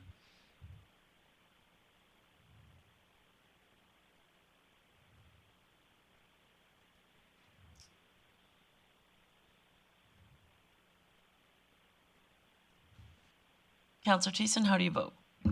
Oh, I thought I pushed the button. Oh, I didn't push the green button that says submit. Yeah, I voted in favor. I guess I should have just. That's carried unanimously, and I see you have one item of business arising from your meeting. Please go ahead. Oh, yes. 1 sec. Sorry, I'm going between two iPads right now. But I would. Sorry. Apologies. I know it's about the naming rights, but I got to get the motion perfect. Anyways, I would move that council approve the naming rights for the Coca-Cola Center as presented. This isn't a perfect motion, obviously, because I'm still scrolling through my iPad right now. I can help you if you would like. Yeah, go by all means. Perfect. Go to town. That council award the naming rights opportunity for the Twin Ice Arena located at number 6 Knowledge Way to Design Works Engineering. Does that sound okay? I love it. Yeah, I just got it right when you said you could handle it. So thank you so much, Mayor Clayton. So yeah, just speaking to this motion in regards to the naming rights for Design Works is administration worked very hard with the group in order to find the best value for the naming rights of the facility, as well as to give Design Works exactly kind of what they were looking for, at the same time what we were looking for. So inside of this motion, it will include all signage and any other pertinent arrangements that are agreed with it. Most importantly, though, I'd just like to throw a shout out. I know I'm feeling a little bit verklempt here, but I know Design Works was a big player. It was Mr. Lehner's company himself, and they also committed to doing something special for John in the future, which almost made me cry at the committee meeting. So I'm not going to cry here today. I just encourage council to support this, because financially the money's a good deal, and supporting the local business and getting their name out there is also a great deal. So why wouldn't you support it? Thanks. Thank you for that introduction, Council. I'll call the question. Please vote. And that carries unanimously. Councillor Thiessen, any highlights from your meeting? Just a couple highlights. I think the biggest highlight of our meeting was the introduction of our new acting director of community services, Mr. Dan Lemieux. It was his first day, not his first day on the job, but his first day in front of council. So we're happy to have him on board. And his team let him off the hook there, because when I was going over our minutes in the meeting, a lot of the stuff that we dealt with at community services was stuff that happened this weekend. Cool things like Alberta Day and the last days of our outdoor pool and stuff like that. So a big celebration for the community of Grande Prairie, and it's all to Dan Lemieux. Hey, and Alberta Day and everything else. So welcome to the team, Dan. Thanks for the buoyant weekend. And yeah, that's about it. The only other motion of business that we actually undertook was in regards to, I think the mayor directed administration to follow up with other partners around the area that would look into the 2024 Indigenous Games and see if we could bring that here to the community and how we might go about doing that. Other than that, it was a pretty easy thing, so thanks so much for listening to me. Perfect. Thanks for that, Councillor Thiessen. Moving on to item 8.2, the Protective and Social Services Committee meeting held on August 30th as well. And I will go to Councillor O'Toole for that. Thank you very much, Mayor Clayton. I move the council adopt the minutes of the Protective and Social Services Committee meeting held August 30th, 2022 as presented. All right, that motion is in order. Seeing no comments or questions, I will call the question. Please vote.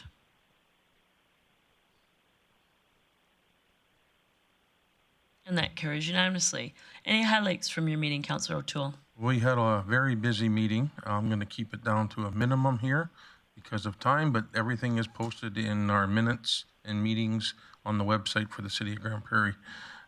Community social development recognition of the International Overdose Awareness Day was held on August 26th at the Community Village. Administration was in attendance with information on the Community Campus Project and the Opioid Task Force. Recruitment for the Youth Advisory Council is underway, and administration will attend the Thriving in the City event at Northwestern Polytech next week and promote membership in the initiatives. And Enforcement Services Public Security Unit officially launched, and they will be throughout the city, but mostly in the downtown core. And initial results are very positive. Several complaints have been received from the designated driving vehicle for hire industry regarding drivers providing illegal service. Officers were assigned to conduct inspections for the designated driver services, and the operation resulted in violation tickets to 3 illegal designated driver operators. We had our community social development update. So the second quarter was presented by Ms. Wenzel. Enforcement Services update, Mr. Lefebvre, Enforcement Services Manager. Fire Department update, Fire Chief Bosson, sorry. And GPREP, once again, our second quarter update, Ms. Jennifer Wood, GPREP Program Manager, presented to committee. And we had one other update, and that was through the RCMP, and we had Superintendent Brockman. He's the officer in charge here, and he had some reports on priorities, included engagement and communication, equity, diversion, inclusion, crime reduction, and community safety, and enhancing service delivery. And that will be my report. Thank you. Councillor O'Toole. Moving on to item 8.3, the Infrastructure and Economic Development Committee meeting held August 30th. I will look to Councillor O'Connor for introduction. Thank you, Mayor Clayton. I would like to move that council adopt the minutes of the Infrastructure and Economic Development Committee meeting held August 30th, 2022, as presented. Thank you. That motion's in order. I'll call the question.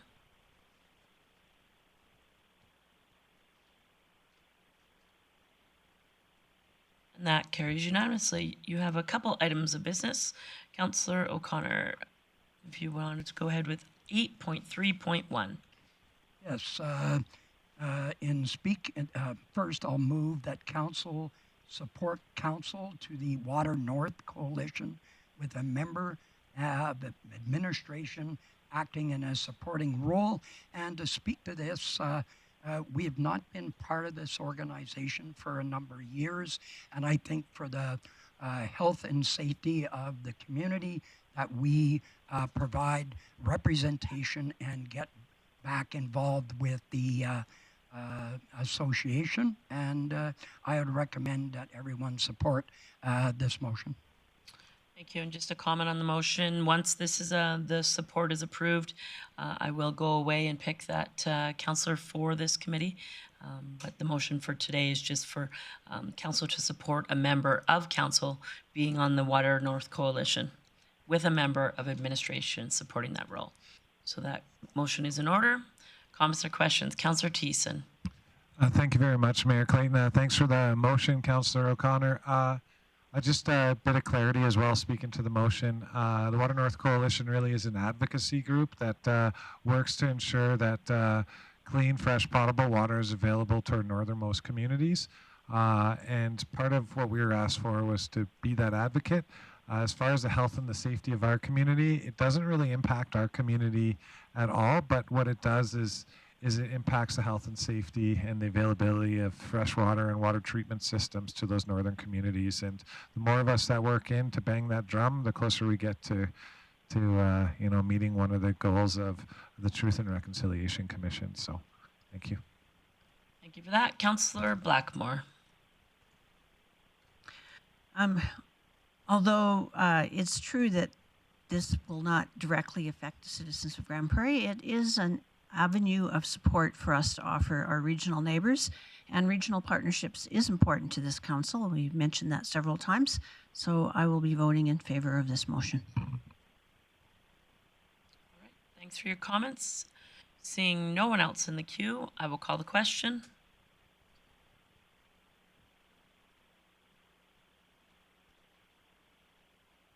And that is carried unanimously. Councillor O'Connor, you had another item of business. Yes, I would like to move that council proceed with the implementation of the stormwater utility that is structured as an impervious surface area fee model. And the reason that we're looking at moving this forward is to make sure that the infrastructure that we have is properly funded by finding the right model that is fair across the board. And I would look to each one of you to support this impervious model. Thank you. Thank you. That motion is in order. I recognize Councillor Bressie in the queue first. Great. Thank you, Mayor Clayton. I'm excited to be discussing this today. I hope council will support it. If you would have told me 5 years ago that stormwater utility models would become one of my professional passions, I would have said you were absolutely crazy after I said, what the heck is that? But I really do think that this is important for council to adopt, so I hope you folks will support it. There's a bunch of reasons for that. I think, one, it helps us make sure that our stormwater system is adequately funded. When I read our stormwater master plan and I look at our capital plans, stormwater is actually the one piece of city infrastructure that I lose a little bit of sleep over. I know our roads I know we've got a really good capital plan for our roads and we're catching up on maintenance with those. I've got a lot of trust in our sewer and water things, but our stormwater plan, we have a very large master plan that I don't know how we're going to fund in the future. And I think having a utility model makes sure that us and future councils have adequate funding that's properly segmented to make sure we're funding this system properly. I think for me, it's part of environmental concern. We are seeing more flooding in our province and in our area than we have in the past. This is a way that we can incentivize and financially reward people if they take steps to retain stormwater on their property. That helps us all mitigate our flooding risk. I think it's a matter of fairness. I know I'm guilty of. I've got a house that's got a lot of roof area and low assessment, and I'm also in a neighborhood that's got an aging stormwater system. And when I do the calculations, I'm actually one of the very, very rare houses that would actually pay more into this model. But when I think about it, that's actually fair because I'm using a lot of stormwater service compared to people that are paying a lot more taxes than me. And I'm a small example where I'm a $40 swing a year, which is, I think there's other examples in our system where there really is some unfairness in the system. But for me, the biggest thing for this is I hear from residents again and again and again a demand to get our residential taxes in par with other cities. And when I do the math, when I compare our finances with other places, it's our residential tax bills are high, but our per capita spending is actually pretty low. And a big reason for that is compared to other places, we have chosen to have I shouldn't say an over-reliance, but a higher reliance on residential taxes than we have to. And this is one of several revenue sources that other municipalities have chosen to access to get things off the tax base that we haven't chosen to access. So for me, it's, I think we need to start finding non-tax revenue sources to pay for some of our services so that it's a more fair user pay and so we're a more fair comparator to other places. So I think that this is one of several potential good financial strategies for us. So I really hope that Council will support this motion today. Thanks for your comments, Councillor Bosch. Thank you, Mayor Clayton. I guess I just want to make sure. I've been saying Model 1 and Model 2. For me, this pay-per-use is typically what we were talking about in Model 1. I just want to clarify that. I'll just turn that over to Director Glavin for confirmation. Thank you, Mayor Clayton. I actually have Rory Tarrant, who's the architect behind all this, who would be Tarrant, more if apt you want to to come sit respond. and join us, thank you. Go ahead. Thank you. Thank you, Mayor Clayton. Councillor Blosh, to answer your question, the Model 1 is the one that is purely on the impervious surface area model. So that would be charged on a per parcel basis. There would be an assessment done on every single lot in terms of how much impervious surface area is there, and it would be charged on that. That is for the commercial and as the model is developed right now, and there will be opportunity for Council to further refine it. But as of right now, it's based on the impervious area for apartment buildings and commercial properties. How it would be done on the residential level is looking at the building footprints and having a tiered system based on the size of building footprints. And so that is the Model 1 that we've been working with all along in the last several iterations has always been that impervious surface area model. Okay, you and I have talked about this many times, and I don't want Model 2 for my opinion, so it'd be like a no-go otherwise. So I just want to clarify that before I vote. Thank you. All right, thanks for your question. Councillor Blackmore. Although the motion may make it sound like we're ready to implement this immediately, it's going to be a fairly slow rollout process. Mr. Tarrant, maybe you could quickly go over the timeline so people know they're not going to be taken by surprise. Thank you. And through the chair, the anticipated timeline for this project would be that we would go over the next 4 months. The model would be developed in its entirety, and the systems would be put in place in terms of a billing system, in terms of how the assessments are going to be carried out each year, and in terms of a credit system for properties that would qualify for a credit. Those would be built up in January. Council would be presented with a report outlining a number of different options, and that's where refinements to the model could happen to answer questions about whether some properties are exempt, to answer whether we charge certain exempt properties a fee or not, and to look at the actual numbers that are going to be provided. So there'll be a number of different, and within the report presented at committee, there was a number of different decisions that were identified there. After, if Council chooses to proceed at that point, administration would begin preparing bylaws and policies for the administration of the utility, which would come to Council in that May-June timeline, with the expected implementation starting July 1st of next year.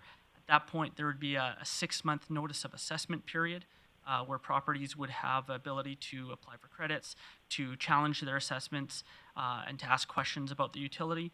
There would also be a education and communications campaign at that time, with full implementation, with bills actually starting January 1st, 2024.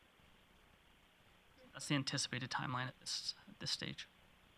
Thanks for that. Councillor Blackmore, just sort of to echo that before I go to Councillor Bosch, as identified, this will be a process that's going to happen over, the next 6 to 8 months. There will be opportunity for additional consultation. I understand that if there are industries such as in our package, UDI has mentioned that they're concerned about that it be transparent and that we be accountable in regards to the rollout. So maybe you can address that, Councillor Tarrant, on what the steps look like for transparency and as we transition potentially into this new stream. Thank you. Through the chair, we would make sure that there's ultimate transparency throughout the process.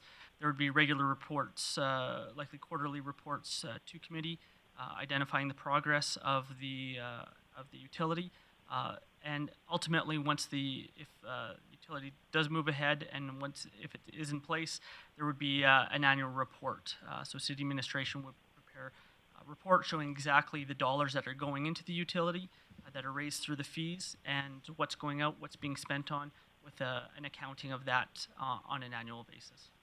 Thank you for that. Councillor Bosch, did you have something else? I was just going to ask you to mention that this isn't a new utility cost. It is one that is basically being removed from your assessments or your taxes that you do now and put into a utility versus paying this utility within our taxes. Mr. Tarrant? Through the chair, the model that's been contemplated up to this point has been a revenue neutral model, and that has been what's been explored. Thank you. All right. I see no one else in the queue, so I will call the question.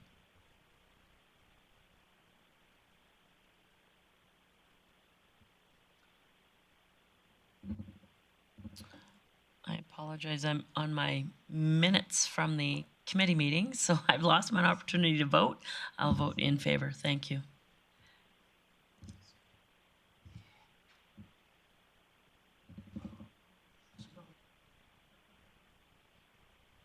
That carries unanimously. Thank you for that.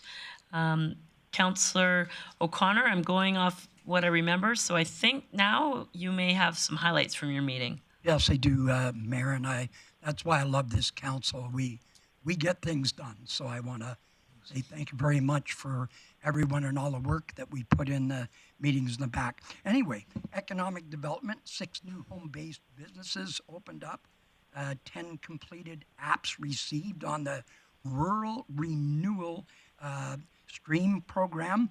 3 apps have been approved, 7 are pending, and many, many more are coming down the pipe. The last orchard tour is going to take place this Thursday at 7 p.m.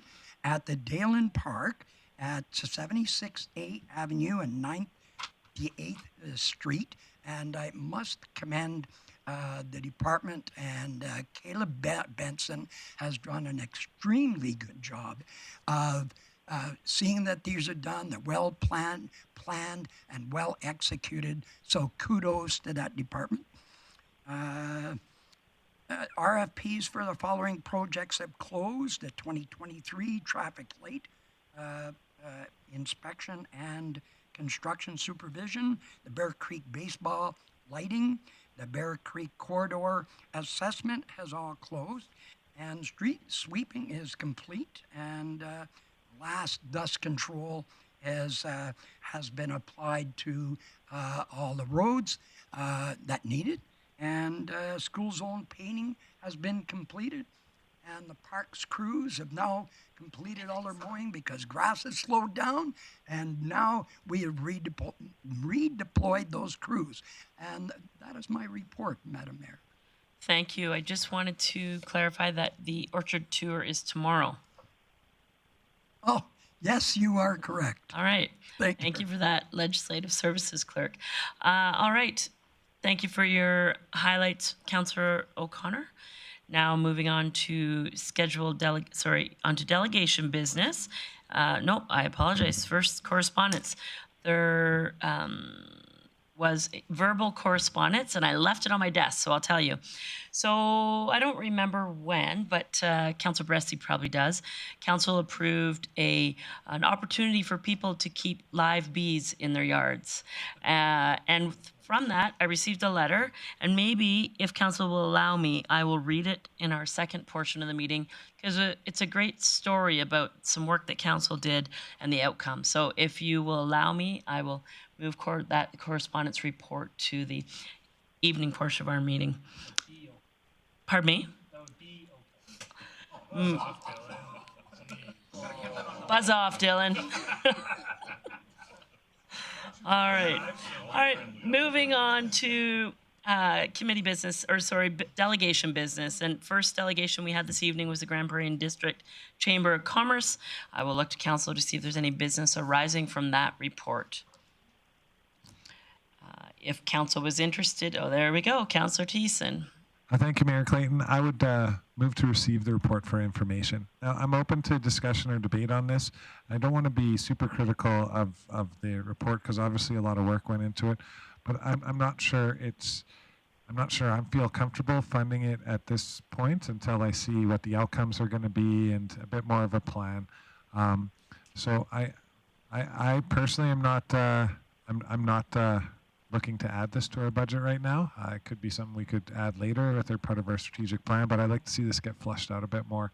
So that's why I'm only moving to receive this for information. And again, open to debate. All right, so that motion is in order, and if you want to defeat it and pass another motion, feel free. Now, comments and questions on the motion. I have Councillor O'Connor first. Yes, thank you, Mayor Clayton. I really would like to see that this be defeated, and we suggest that we refer back to the appropriate standing committee and to check with administration if that's something that would be in our funding sources. So I don't want to see this get pushed off. I think they've done a tremendous amount of work on this, and I'd rather see it be referred back to a standing committee for further information.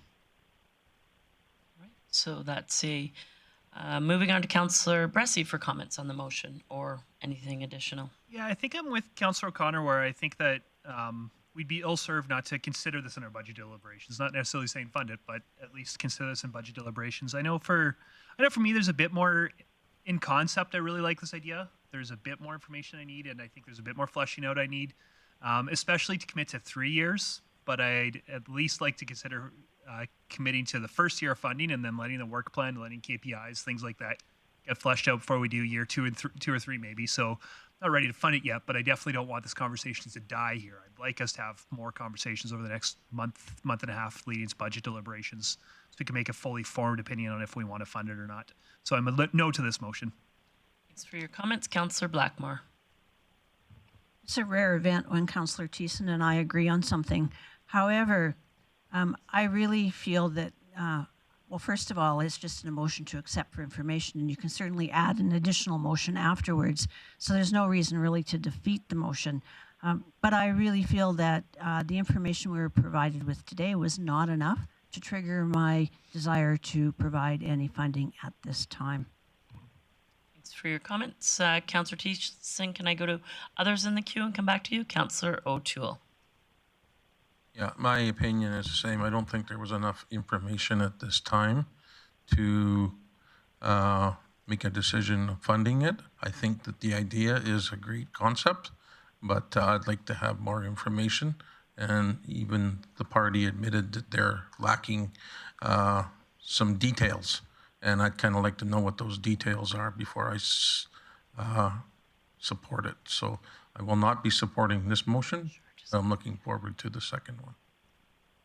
Councillor Bosch. Thank you, Mayor. I have no trouble supporting this motion. We're just accepting it for information. But I would like to see a subsequent motion. And since Councillor O'Connor brought it up, I would like to see the subsequent motion of bringing it to a standing committee, asking for more information. I see Nicolay had a comment. Thank you, Your Worship. Just a suggestion. One of the things that our CFO has undertaken to do as part of the 2023 budget process this year is to do a fairly detailed set of scenario budgeting for the upcoming year. In that budgeting, it would reflect different levels of initiative in different program areas. Given that there seems to be strong interest in Council to at least hear this out, it wouldn't be difficult for us to incorporate details surrounding what this $250,000 a year budget entails, where the money would go, what it would be used for, and what the specific objectives and key measurables might be as one of our scenarios in the scenario budgeting for 2023. All right, so we do have a motion in order, and yes, I agree, Councillor Blackmore, we could approve this motion to receive it for information. There could be subsequent motion. However, the CAO has given you some information to consider. So I see no one else in the queue. I will call the question.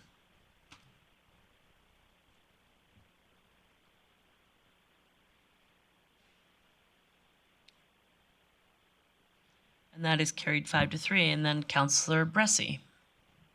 I apologize, Councillor Thiessen. I took you out of the queue to close. Councillor Bressie. Very open to wordsmithing, but just following advice of our CAO of potential motion. I'm going to move that Council direct administration to include consideration of the labor force attraction strategy in fall budget deliberations. And being really careful there, I'm saying include consideration. I'm not saying to administration recommend this to Council, but give us the information we need to consider this ourselves if we want to form it or not. And just speak to it a little bit. I know the two pieces of information I'm hoping that I have in front of me when we consider this is a more detailed budget of what do they hope to spend, especially in year one, and some KPIs and performance indicators of how a year from now can we say, yes, that money was successful, or no, that money wasn't successful. Yeah, I'll just jump in the queue because I see no one else yet. I agree with that intent. I also think it's something for consideration that the ICC committee may want to have a discussion with the County of Grande Prairie in regards to what the collaboration looks like. So as Councillor Bressie and I are both members of that committee, we will have that added to a subsequent agenda for discussion, because I think it's a collaborative discussion we need to have with our municipal partners, not only the county, but the MD of Greenview as well. Councillor Thiessen. Yeah, thank you very much, Mayor Clayton. I'm not speaking against this motion. I'm not going to vote for this motion, though, at the same time. I think it's a good idea, and I think the only thing that this is lacking is the actual plan. And I think that the plan needs details in order for funding. The funding comes after the details, when we're all reassured and we're confident that it works. Otherwise, it just becomes an expensive plan that goes on everybody's bookshelf and gets dust. And we don't want that. I know there's lots of labor attraction strategies that are out there. We can do this. I think this is a big, broad one. And just to speak with tourism afterwards and asking them the question, have you had that discussion with them? Tourism's a big part of attracting business and keeping workers here and professionals. To know that they haven't even had that conversation gives me cause for great concern to throw $250,000 of city money out the window over 3 years. So I'm definitely for seeing the plan, and I can get behind a good plan. But this right now, to me, isn't a plan, so I can't support it. Thank you. Councillor Berg. Yeah, thank you, Mayor Clayton. And just to build off what Councillor Thiessen was saying, is again, I like what they presented today, but I do feel that there is all kinds of collaboration that can happen within that same building with economic development. I see that's a natural tie-in, by extension, tourism. So again, I am going to support that we'd have a budget deliberation that gives them a little bit of time to, again, come forward with some details prior to our budget planning. So I'm going to support the motion on the table, but again, come budget time, that's when we'll determine if we've got enough information or not. Thank you for your comments. Councillor O'Connor. Thank you, Mayor Clayton. I really think it's important that we take a look at We have an organization that has spent the time over the past 3 years to gather significant information, and we're only looking at one small portion, which is goal number 4. So I really think it's important that we support an organization that is working towards building our community. And this is, that's why I love economic development. It's happened before. We had ideas before, and I mentioned earlier in 1995, and things came to fruition. So just because the idea is not totally flushed out, I think we need to sit down and look at and examine it a lot further. And I think the potential could be building the whole region. It's not just looking at one little phase, it's looking at the region as a whole. So I hope that you would support this motion. I just will jump in for a second. Just to clarify, this project was something that was funded by multiple partners. However, a consultant put this information together, not the Chamber of Commerce. So the intent of going forward would be that a consultant would build out the plan. However, there needs to be funding in order for that to happen. Councillor Bosch. Thank you, Mayor Clayton. For me, I will vote yes on this motion. However, I would expect, and I have no doubt, that the Chamber will come back to us prior to, our deliberations for budgets and give us some more information. This is a, an optimum organization that I have no doubt will fill in the blanks for us before we decide whether we give them money or not. So for this motion, I will be voting yes. Councillor O'Toole. Yeah, I like the motion. I think the organization that's looking after this is a great organization as well. I'm looking forward to the partnership. I'm just looking for more details. Like I suggested earlier, I'll be supporting this. Thanks for your comments, and I too will support this motion. I think that there is opportunity here for council to learn more. However, there will also be opportunity for council to defeat the funding of this come the fall budget deliberation time. I'll just look to Councillor Bressie if you have any closing comments. He does not want to close, so I will call the question. Yeah, exactly. Please vote.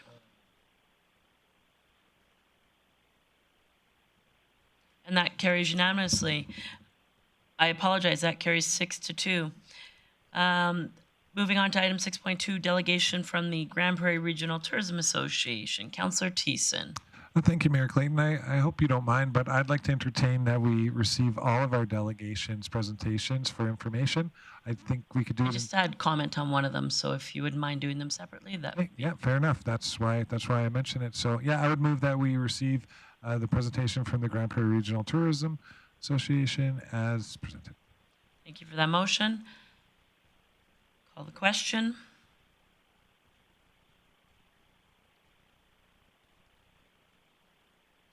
And that carries unanimously. The next delegation was Mr. Murray from Ducks Unlimited. I'm looking for someone to Councillor Thiessen. Thank you. I can do them all if you like until you're ready to comment, but I would move that we receive the presentation from Ducks Unlimited for information. Thank you. That motion is in order. I will call the question.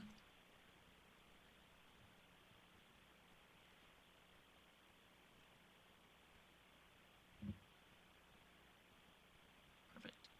And that carried unanimously. Thank you for that. Councillor Bressie.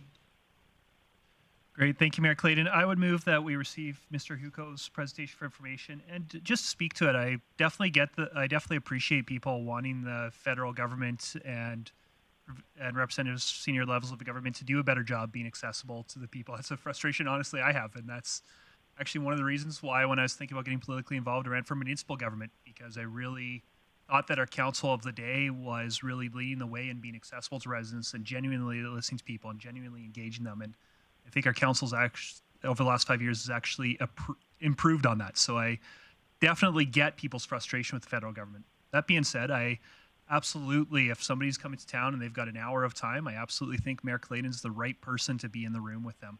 I know that no surprise to council, I definitely think that I've got good ideas and definitely think that I could have had some constructive things to say to the deputy premier, and I would have loved to be in that room myself. But I'm not the elected leader of this community. Mayor Clayton's the elected leader of this community, who was given the role by our people to speak for us. And she's the one that spends more time than anybody else in the community talking to diverse stakeholders to really know what's going on. And so there's nobody I'd trust more to be in that room. And I think it was very appropriate if an official comes and says they want to meet with the mayor.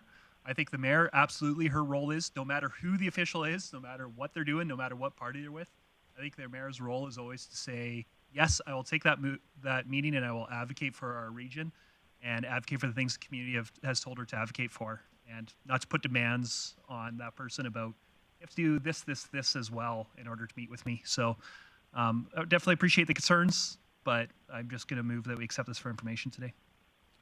Thanks, Councillor Bressy. The motion is in order. I just wanted to speak to the motion and let people know, as the mayor, I believe it's my role to speak to many stakeholders, business leaders, political leaders, and politicians of all stripes as often as possible. And sometimes these meetings are very, very hard to get. Sometimes they may not be with people I necessarily align with. However, there are many factors, many factors that go, and potential partners when we look at funding relationships and things that build a successful municipality. These meetings are essential and they're necessary. The federal government awards and grants our municipality money that we apply for on a regular basis. During the meetings, I share information, I speak of our successes, and I advocate strongly regarding the needs of our city and our region. Daily, I fight hard for this city and for this region because I truly believe in the opportunities, and I believe that I know what is possible of this region. As mentioned on the City of Grande Prairie social media pages, during our meetings, we spoke about federal advocacy items, including the need for increased rail car access to more effectively move our goods from region to market, the need for supporting key infrastructure projects that improve the trade corridors such as Highway 40X and the Southwest Ring Road. We talked about the increased support for the justice system, including the funding for a local Court of Queen's Bench justice. And we talked about the easing the burden on the RCMP retroactive pay for the municipalities as well. We talked about the need for the provincial and federal governments to provide clarity on the form of defined carbon compensation model and a detailed energy strategy. We did not speak about a caribou region, expanded caribou region, and to my knowledge, there has not been a discussion to do so. As you may know, the federal government has been working with the province to find a solution. In my meeting with the Deputy Prime Minister, I expressed the extreme importance for the federal government to exercise patience while the experts and the province find a solution. I will continue to have these conversations and have these meetings because I truly believe in the opportunities of the region, and I thank Council for their support. I encourage you to support this motion.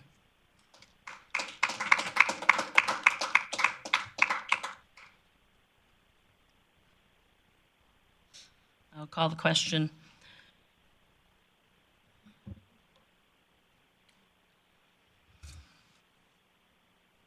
That's carried unanimously. And Councillor Thiessen, you had one more? What?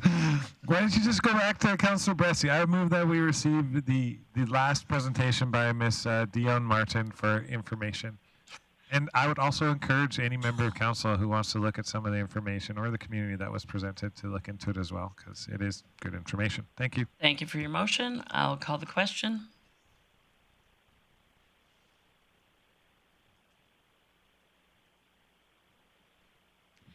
And that carries unanimously. Now we will, there are no notices of motion, and we will take our recess. We will be back at 6 o'clock. See you then. Thank you.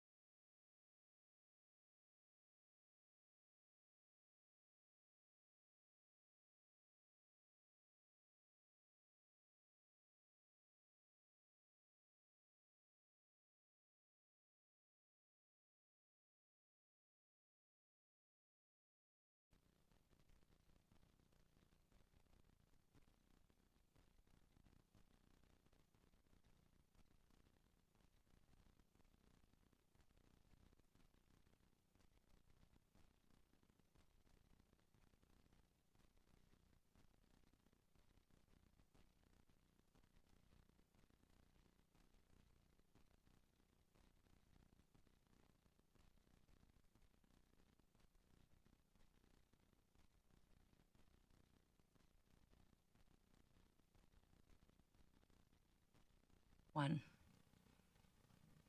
Good evening and welcome back to the evening session of the council meeting of September 6th. We will head straight into public hearings. I apologize, scheduled delegations. So the evening portion of the delegation session, if you'd like to come to speak to council at the evening portion, there is a very simple to fill out form online. You let us know ahead of time. It tells you where to send the form. Then we get you on the agenda. And tonight we were told by 3 different delegates that they wanted to speak to council. Each of them, just so you know, have about 5 minutes and then an opportunity for council to ask questions. Following that, after our public hearings and any correspondence that we have, we go into delegation business. You're more than welcome to stick around and listen to the discussion on that council may have questions for administration at that time or any business that may be arising. But for now is an opportunity for you to speak and council to ask you questions. First this evening, Beth Anderson. So if you could come up and just for those who are watching online, just introduce yourself, take a minute, get set up, and feel free to start when you're ready. Councillor, 1 second before you go, Councillor Bressie. Great, thank you. I'm going to declare pecuniary interest. Sorry, I'm going to declare conflict of interest and excuse myself as my business does weed removal. Perfect. Thank you. Councillor Bressie has declared a conflict. He will leave the chambers for this discussion. We'll wait for him to leave, and then Ms. Anderson, feel free to start. And just like I mentioned, if you could introduce yourself for those who are online watching. Okay. So my name is Beth Anderson. I live in Northridge, and I'm here representing my community, Northridge and Royal Oaks, to discuss the issue of foxtail, which has been hampering us all summer long. So I, first of all, wanted to thank Council for mowing last week. I'm sure it was as hazardous to you when it was on 102nd Street. I live right behind where that pile was. So I've just got a short PowerPoint presentation. Councillor O'Connor? Her mic is on, so if you could just pull the mic a little closer. Okay. So Can you hear Councillor me O'Connor now? can hear you. Perfect. Okay, so this is the vacant lots that we are dealing with. This one is right on 128th. I guess you can't see where I'm pointing.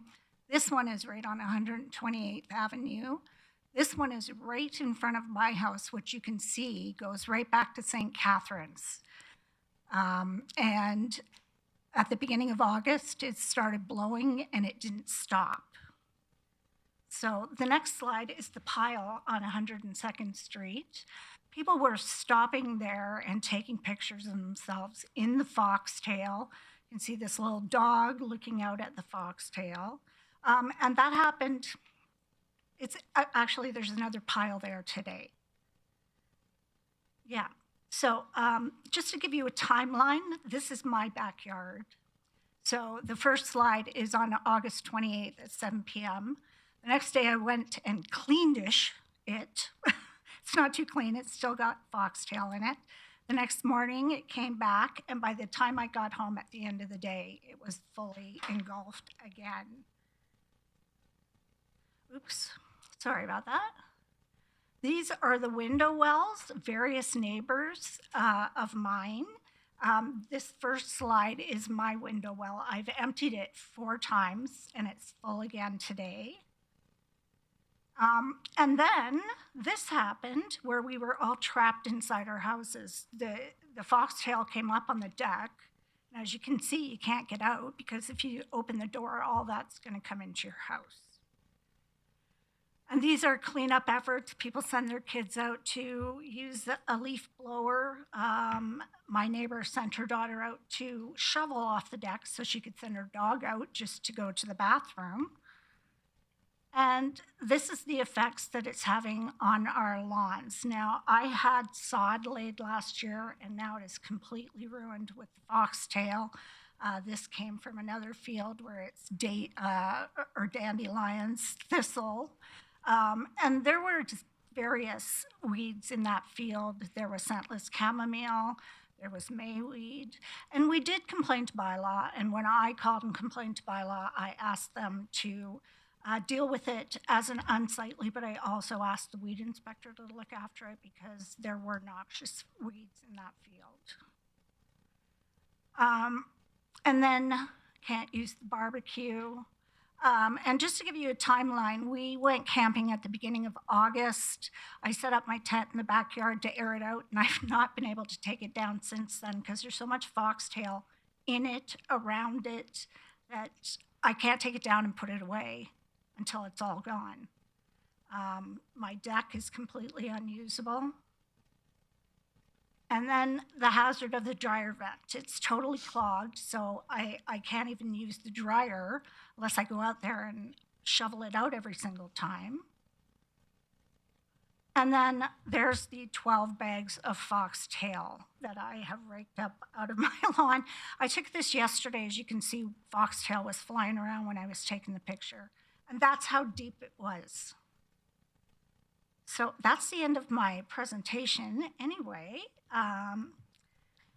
So I wanted to implore council, if I may, to add foxtail as a noxious weed.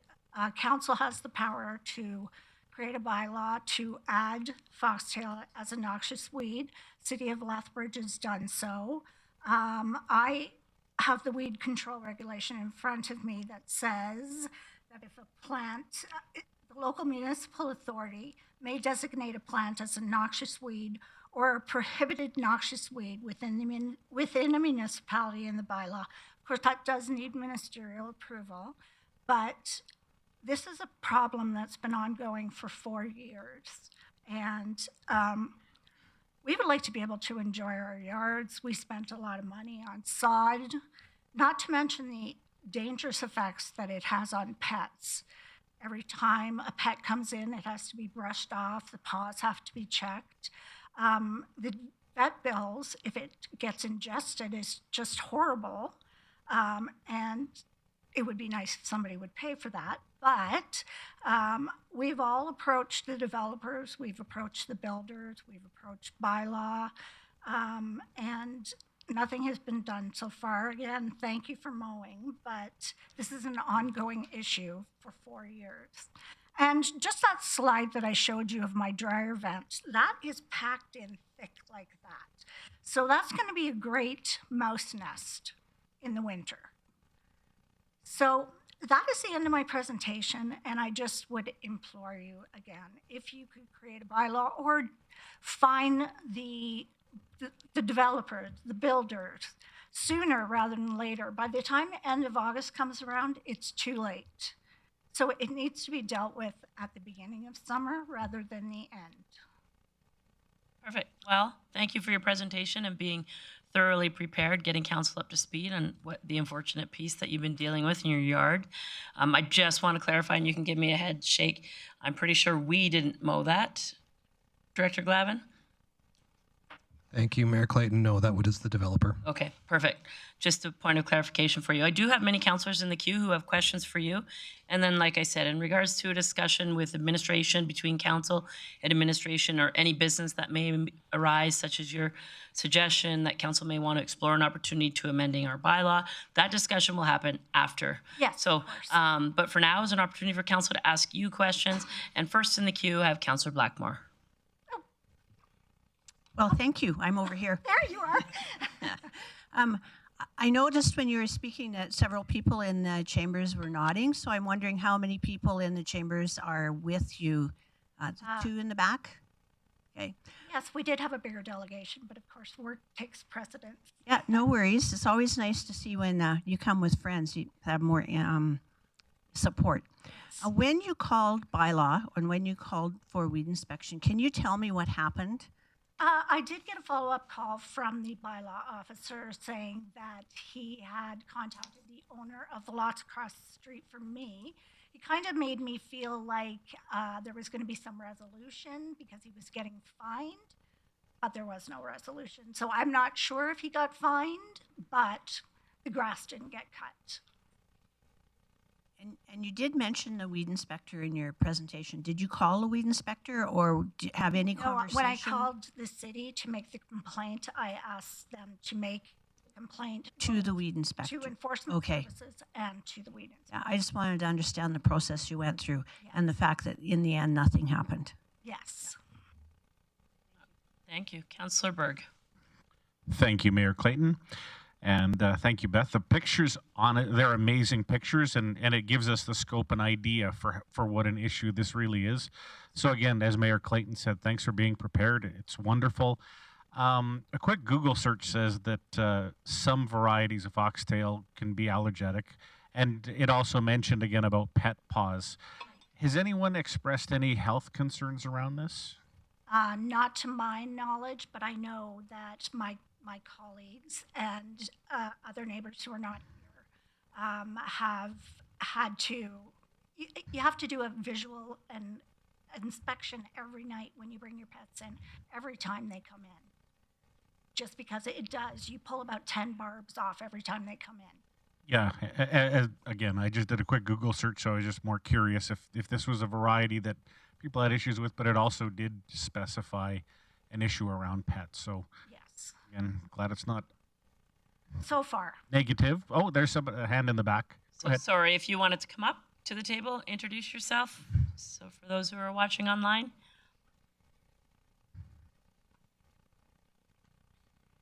Welcome, thanks for coming. Yeah, my name's Chelsea. I own a house in Northridge. So we have a community page, like a neighborhood page, and we post pictures of the issues. We post like the process that we take, like when we're calling the city. And yeah, just everybody engages on this community page. And there actually is 2 people. One person's pet died last year from foxtails, and another person, her dog was recently in the vet and had over $2,000 in vet bills.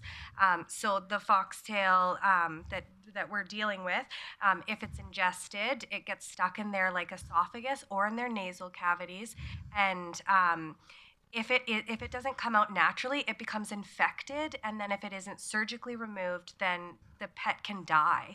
So when we're posting all of this stuff on Facebook, on our like community page, and even when we post, a lot of people post on the Grande Prairie page, you would be surprised how many people say that their pets have died from these foxtails. I have 2 dogs, and the amount of time that I spend pulling foxtails out of their legs and arms every single day, it's ridiculous. I leave them on the table every day just to like get an idea of how many I'm pulling out. We do like a full inspection every single time, and it's like 10 to 15 probably every time I let them both out. And my yard, I have a fence. Her Cindy back there, her lawn, like she doesn't have a fence, and all of these are blowing into her yard and catching in the corners, and she's about to get a puppy and is terrified that, you know, like it just poses so many risks for pets. And that's like what kind of started and then I met Beth and saw her yard, and then we started this group on Facebook where we were gonna come and talk to council. And then also with the bylaw process, bylaw is actually fantastic. I call them, I've been dealing with this for 4 years, and they always follow up with me. They always send an officer. They always let me know resolution. There's always email follow-ups when the case is closed as well. Like, I'm actually quite happy with bylaw, but it's just that their hands are tied. Like, they can only do so much. They find the developer, and the developer doesn't really care. The fines are pretty minimal, and it's cheaper to pay the fines than to, I guess, spray the foxtails. Okay, yeah, thanks for answering my questions. Thank you for that. Councillor Thiessen, I apologize, Councillor Boss. No, you're next. Thank you, Mayor Clayton. Well, I think you answered some of my questions through Councillor Berg's questions. My question was, how many years have you had to deal with this? And is this the worst year that you're finding? Like, it's just progressing, right? Yeah, but it's also the only year that I've actually created a group where people could submit like I don't know anyone in the neighborhood. So when we posted and realized that this wasn't just a problem for me, I've lived there for 4 years. I built in 2018, and I was dealing with this on my own, I thought. And then when we created the group, we realized, no, actually, like several people in the community have been also calling bylaw. It's not just me. me. But this, I would say, is the worst year that I've seen, but because I've had an idea of what other people's yards have looked like this year. You know, I saw this yesterday coming home, yesterday evening, the one on 102nd Street. That's craziness, yeah. It happens every week, all too. summer. You know, as a council, we want to show people that quality of life here is important. So this isn't quality of life right now for you guys. So we'll definitely have to look after this, right? Yes. Thanks for coming. All right, Councillor Thiessen. Thank you very much, Mayor Clayton. Actually, the foxtail issue has been going on for a little bit. I know I was earlier in July. I met with some people who lived in Northridge on that same field, and their complaint was all around snow and ice removal and around the noxious weeds in the field and how we hold developers to account for it, because they haven't gotten any headway with anything that they could do when they've made calls. So that's why they called me, and it was the same field. And they mentioned the foxtail, but I didn't that they were an issue. But up until I saw the tangled mess, that's probably more tangled than even my mop that I call hair, you know, a foxtail, I didn't realize how big of an issue. So I guess I have two questions, one for administration, but one for you ladies here. So Beth, you said you came with the noxious weeds guides and stuff like that? I just came with part 2, which deals with the municipal designation. Okay, maybe then this is just for administration, or both my questions. But it's my understanding that typically, like when you spray foxtail, it kills everything else around it. And so it makes it a bit more difficult, which is why it doesn't get the tag of noxious weed all the time, even though it might be. Just in regards to how we deal with weeds like foxtail, does anyone in administration know how we would deal with it besides just a cover-all spray? Sorry, Councillor Thiessen, could we just keep our questions to the delegation, and then we could go more into details with administration when we deal with any business arising? Thanks. Okay, I got another question. Okay, quickly. Okay, so I didn't actually realize that was your dryer vent, which obviously makes for a big fire hazard, insurance costs and other stuff like that. If council were to move forward with administration to create a plan around how we deal with foxtail, what should we do for, I guess, the development community, in your opinion, if they don't take care of their own noxious weeds on the land that they own? So I did actually contact the agriculture, like the Alberta AG something. That's what the city told me to do. And they said that because it's not a noxious weed, they actually get a lot of complaints about this from a lot of different communities. And they recommend that their municipal government adds it to the Noxious Weed Act so that it's required. The developers are required to spray it in the beginning of summer, and it doesn't develop like that. Like those foxtails are, I'm short, but it's like up 4 feet tall sometimes. I've had them up like as tall as me 2 years ago, and I have pictures of that as well. Like, so the AG agriculture, they recommended that we actually take this to council and have it added to our own municipal act so that it's a preventative measure from them ever like getting out of hand. I don't know if that answers your question. Yeah, no, it sounds like we might have discussion with the administration going forward, because this is obviously an issue, and I've seen the sizes of the thistle in that too. They grow even taller than a lot of foxtails. communities actually have added it to their municipal, like she said, Lethbridge and other ones in Alberta. That's what the AG people told me when I emailed them. So yeah, we're just really hoping that you guys picture it was your house. Yeah, I don't know whether the fines are too minimal, but when I talked to the developer, he said it would cost them $80,000 to go spray those weeds. So $1,000 fine is nothing for them. Yeah. I think my colleague across the chamber pretty much expressed my thoughts, but thank you very much. Yeah, the fines also, I think it's about $2,500 by the time that that's what bylaw explained to me last year. And they even said to me, there's not a lot of incentive for them. They don't really, they ignore the fines most of the time. And we've reached out to the developers. They ignore our calls. They hang up on us. Yes. They're quite rude. And I even started messaging them on Facebook, and they don't care at all. Yeah, I hope so. All right. My pets. Well, thank you. I don't see anyone else in the queue, so I appreciate you coming to council and, like I said, being so prepared. We do have other delegations here tonight, and then We have a little bit of business to take care of, and then we'll come back to discussion at council in regards to opportunities. So thanks for coming, ladies. We have two other delegations that let us know they were coming this evening. Next would be Melissa Badine, or Badine. I apologize if I'm pronouncing your last name incorrectly. Please come forward, introduce yourself for those who may be watching at home. Welcome.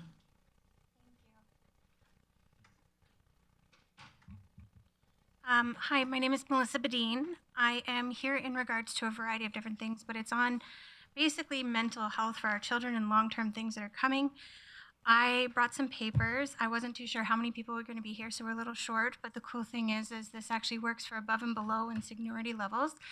This is a notice of liability. I'm not serving anyone officially here, but this puts everybody on notice for the certain things that have been going on. The reason I do this is the predictive programming is already out there for the fall and what's coming when Trudeau talks about 80 to 90% and vaccinations, boosters, and all the fun stuff to ensure that there's no further lockdowns. As we talk about this, I know there's some people who love QR codes. So these QR codes are fantastic for people who want to do research and actually see what I'm talking about, because the label conspiracy theorist has been thrown around quite often. The reason I talk about this is I started off moving here from BC for the idea that we were going to come, build a community, husband had a job, and we could build our family, and we did. My daughters are back there, my husband is back there, he will be speaking following me. And the biggest thing is I never thought I would be a homeschool mom, but I am now, because the programming and the fear and all the things in the school created such an anxiety state for my daughter that she actually got sick. Like, she got sick so often that I came to pick her up all through COVID. It had never been an issue. So now we homeschool, which is a whole other ballgame, and that's not why I'm here. But the thing is there's Canadian Adverse Events Reporting System. That's not on any promo or ad through the city. Then there's VAERS, which is the American one. That's, again, not promoted anywhere. You know what I see everywhere? Get your booster. Follow up. Be a good citizen. Do this for your neighbor. Don't be a grandma killer. And like, the thing is this is what we're putting to our children when we now know there's adverse events. Not only that, but we're not talking about those adverse events. I'm here, so this is on record. This is for anybody who wants to watch it. But the thing is this notice was actually written by a constitutional lawyer. It's not by me, not homeschool little old redneck me. It's actually by somebody who knows what they're talking about on this level. But through it, the QR codes allow everyone to have that opportunity to help enable an opportunity to come together. We've had a couple years. We understand there's been some fear. We understand that some people got sick. We understand that some things were withdrawn. What about ivermectin? Now that's coming out. That's a fun conspiracy theory where it was horse paste a couple years ago, even though if you look it up, it's actually a Nobel Prize winning drug. I talked to the pharmacists here. They told me it's not applicable. It doesn't work. We will not give it. And now it's out. So I just want this to be known that this needs to be recorded.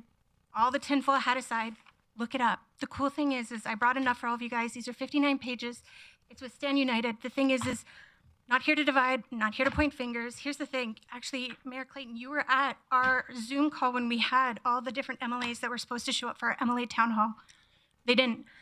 Our protective and social services, Chris, he actually was supposed to set it up. And the thing is we paid with donations for our community to have an actual town hall with our MLAs that have been ignoring us. Been ignoring us so much that there was protests outside their homes because emails, phone calls, office visits were gaslit to the nines. And when we did, not one of them showed up. But you know who did? I actually give you credit. Thank you. You came, you heard our voices, you listened, you were there, you asked a couple questions. We were told, because we're not medical experts, we can't speak on it. I got Dr. Roger Hodkinson, who is leading in his field to be there. Not one question was asked by our community, not one. They knew. You guys had this individual set it up, and our MLAs later said they had no clue, even though the police said we weren't allowed to communicate with our MLAs anymore because we were a risk. We're extremists. I'm an extremist. This mom bun wearing person has a police file because I ask questions and I follow up. Then they said they never heard. They didn't know about the meeting. That's why they never came. Travis Taves, who's now running for the Kenny position of a 2.0, where he can sit on a council top while we're all locked down, gets to continue to push these things. I have questions. I want support. I want to make sure my children get to grow up in a society where the propaganda and fear isn't creating such a health risk, where they're not able to feel safe in their environment, in a school classroom where they're constantly being pushed in a different field. When we talk about it, it's actually looking at what is happening and what we can do to bring people together. not here to divide. I'm again trying to bring up the predictive programming and what's coming out. We still have the whole Arrive Can app that blocks us from traveling, from feeling as equals. We are supposedly, if you look on our passport, when we look at our charter, we are supposed to be free citizens. I have no criminal record. I'm actually a pretty good person if you get to know me. But the thing is we're treated as subpar, but we're still pretending it's over. When do we stop that? When do we come together? When can the community stop pushing the fear propaganda and help to bring things to unite? Because the division has been there for so long. So that's my question. This is my opportunity.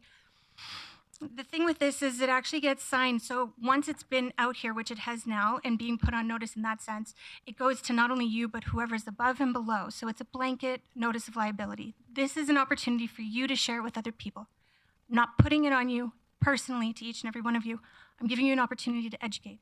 Giving the QR codes a flip chance to rewrite the script where we can actually educate with real science, science by actual immunologists, by doctors, by the Pfizer manufacturer, by the people who are actually suing Dr. Bonnie Henry right now. That's in there as well. There's so many things, but as we go in deeper on this, we need to have the conversation. We need to be able to talk to our children and not do the us versus them. Because I would take my kids to the mall, Christmas shopping, and there is literally what we call the petting zoo, where there was a ribbon around the food court for the people who had a piece of paper with security guards like we deserve to be treated less than. And we laugh because if you walk further down the hallway, there was 2 tables with 3 chairs where you could be treated a little better away from the other people. This is the reality of what we lived, and it's not talked about at all.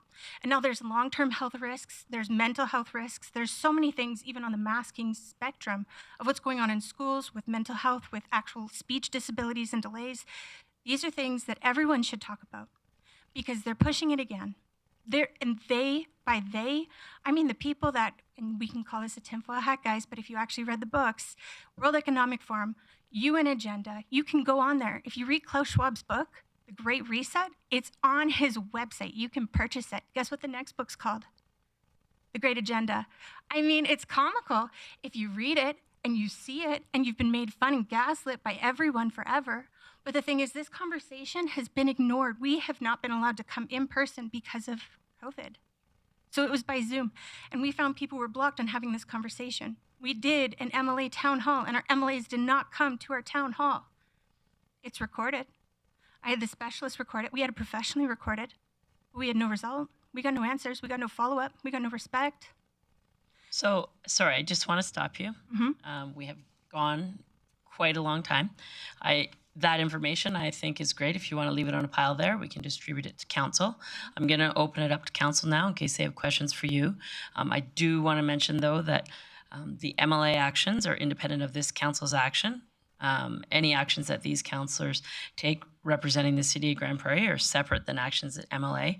MLAs take place in a different spectrum, obviously, you know that. I encourage you to continue to talk to your provincially elected officials.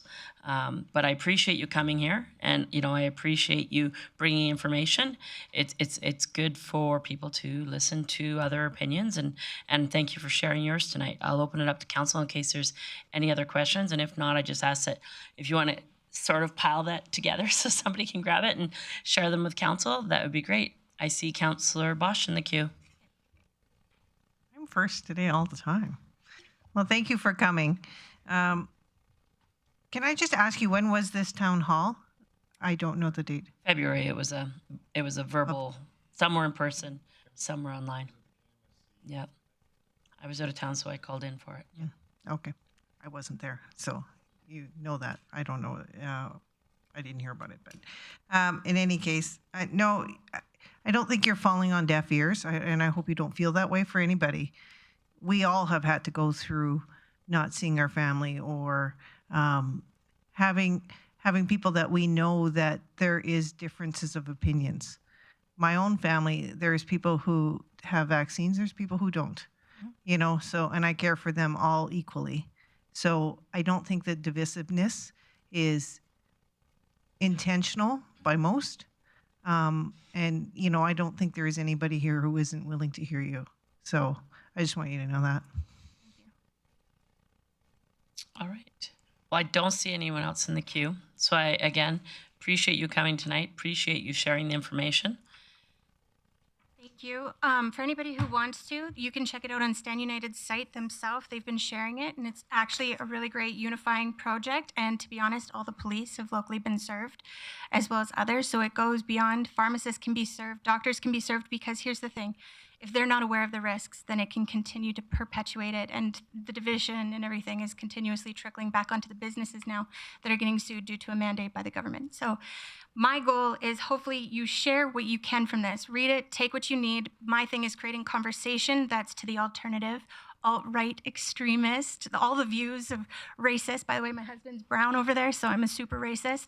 My kids are beige. I just want to clarify that this is a conversation that needs to take place so we can come back to where it was and why we moved here, so we can continue to build this branch for our future. Thank you. Thanks for coming.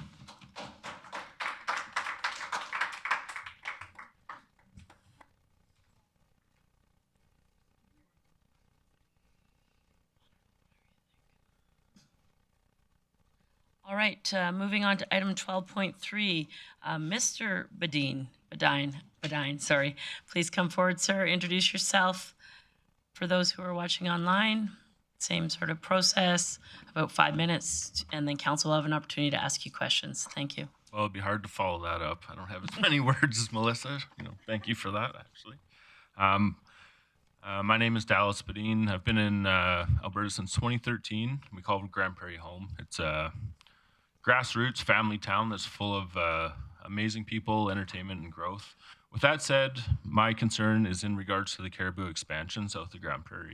It seems to cover a very large area in the heart of the energy industry, the industry that is the lifeblood of our little town here, which many Canadians and Albertans depend on to feed, house, and clothe their family and friends.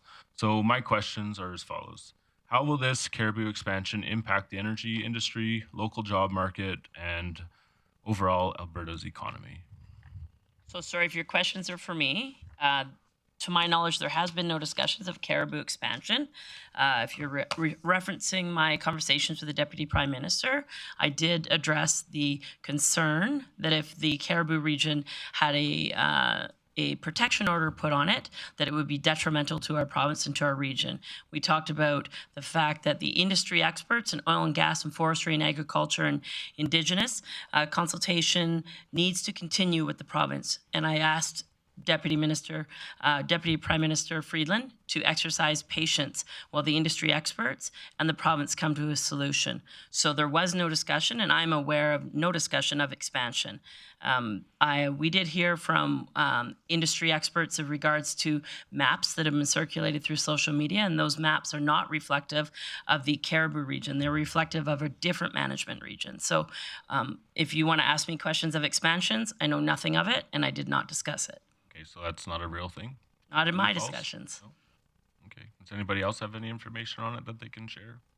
So just a dead issue? Yeah. Well, so here's, as I said, Deputy Prime Minister and I spoke about federal issues that I advocated on behalf of this city and this region on. I fight very hard to represent this city and look for opportunities on a daily basis. Mm-hmm. I completely agree that if there was a protection order put on the caribou in that region, it would be detrimental to our region. That is not the intent of this council. It's not the intent of myself. And the Deputy Prime Minister and I did not speak about that. If she's having discussions, I suggest you ask her, because it's not something that this region is advocating for at all. Okay. I think that's, you basically, the other questions I have, I guess, are mute. So. Okay. Well, I appreciate you coming, and I encourage conversation at any time, and I appreciate, face-to-face, phone-to-phone, email-to-email conversation.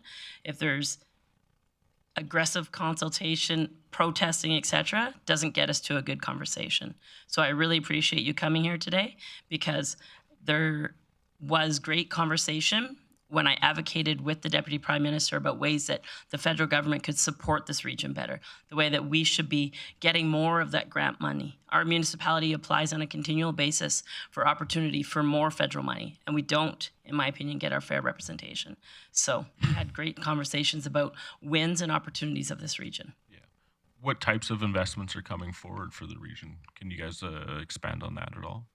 Well, I don't have any announcements to make at this point, but I can tell you that it is an advocacy priority of this council to find alternative revenue streams for lands west of the city that we annexed from the county approximately 6 years ago. We are looking and working with industry for expansion opportunities. We also are supporting our municipal neighbors in the county and the MD in regards to projects that they are out trying to get built and come to fruition. We work on a collaborative approach with the MD of Greenview as well as the County of Grande Prairie to entice people to come to this region, to invest in this region, to show them the opportunities of this region. There are no finalized announcements that I'm aware of, but there are many. There's $14 billion approximately on the books of potential investment and opportunities in this region. To my knowledge, none of them have been officially announced as of today yet.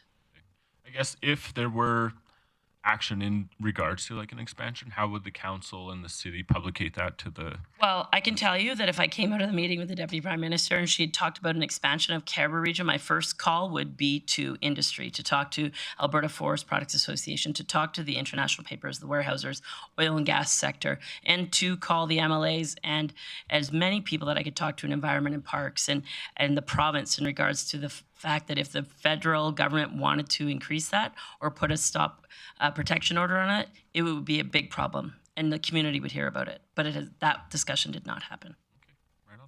Thank you for your time. You're very welcome.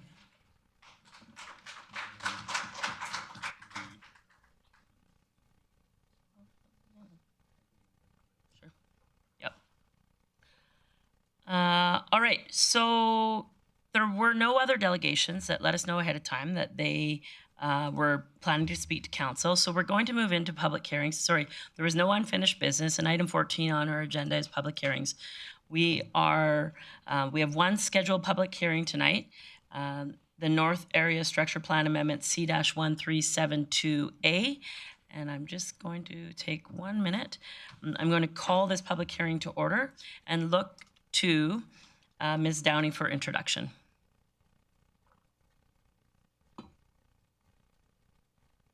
I'm sorry, I went a little quick there, I apologize.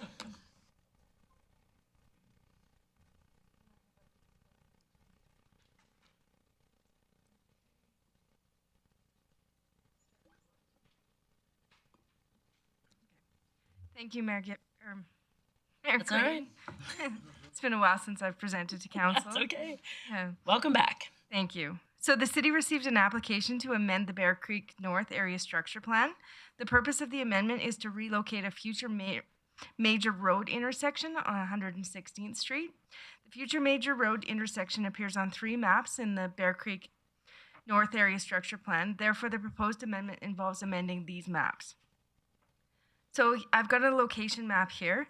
The proposed relocation is located on 116th Street between 132nd Avenue and Highway 43. The county has a draft area structure plan for 6 quarter sections on the east side of the road. When the county originally circulated a draft of this plan, it showed the road connecting to 116th Street lining up with the road in our Bear Creek North Area Structure Plan. Although the city has not been recirculated, a later draft, we have spoken with the county and they have confirmed that they'd like to coordinate with the city to relocate the intersection to align with the plan that is currently in development. So the Bear Creek North Area Structure Plan is a high-level planning document that establishes the conceptual network for the city's northwest corner. The major road network follows the conventional requirement of providing arterial roads every mile and collector roads every half mile, in alignment with the Alberta Township ETS grid system.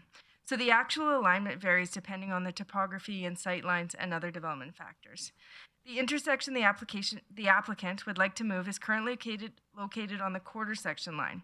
The proposed alignment would move the intersection approximately 90 meters south to line up with the proposed intersection on the County of Grande Prairie side of the roadway. So here's a few pictures of that intersection. And the city's engineering department reviewed the proposed intersection location and provided support from a traffic design and safety perspective. The topography of the proposed intersection location allows for better sightlines as its location with the highest elevation between the 2 other intersections, and at ultimate build-out, the intersection will be signalized. So the city and county need to work together to choose a location within this plan area for the alignment to be successful. Sorry, can you just give me 1 second? Somebody let Councillor O'Connor know that if he leaves now, he won't be able to vote on. It's a public hearing. Thank you. Thank you. Sorry. My apologies, Ms. Downing. Please continue.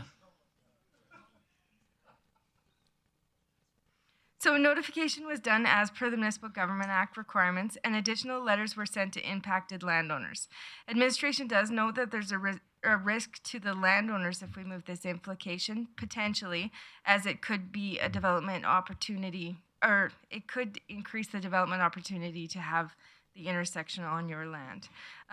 One landowner has called with some questions at the time of writing this report and was told they were welcome to come to today's meeting, but has not attended. So administration recommends that council give 3 readings to bylaw C 1372A. All right. Well, thank you for that introduction. I will now, it's been a while since I've done a public hearing, so we'll now look for business arise. First, I will see if there's anyone here to speak in support of this. I apologize. Councillor Bressy. Okay, let me collect my thoughts here. Okay, questions for administration. Councillor Bressy. Great, thank you. Just a little technical question, trying to understand the process a little bit better. It's not cheap for the city or the developer to change ASPs, and my understanding is that ASPs are conceptual and detailed stuff happens out at the outline plan stage. 90 meters doesn't seem like a lot to me. Why does this require an ASP amendment instead of just being addressed through the outline plan? Ms. Downing? Through the mayor. The area structure plan has a statement that says that the intersection shown on the plan, should be adhered to. And even though it is at a high level and typically these things are at a lower level, I think the applicant needs some assurance that the city supports this move of intersection as they move forward with the county plan. Gotcha. So I think if I'm reading between the lines there, it's outline plans are expensive to develop. And well, I think we might hear from the applicant, but just wanting assurance before taking the expense and the work of doing an outline plan. Okay, that makes sense. All right. Thanks. Any further question for administration? All right, now I will, thank you. I will see if there's anybody here speak in support of this application. If so, please join us at the table. Introduce yourself for those who are watching at home. Thanks, Ms. Downing. Good evening, welcome. Thank you, Mayor and Council. Scott Rossler with Helix Engineering. Unfortunately, my client, the landowner, was unable to attend tonight, but hopefully I can assist with any questions if there are any. Ms. Downing covered this fairly well, so I don't expect that I need to run through everything again.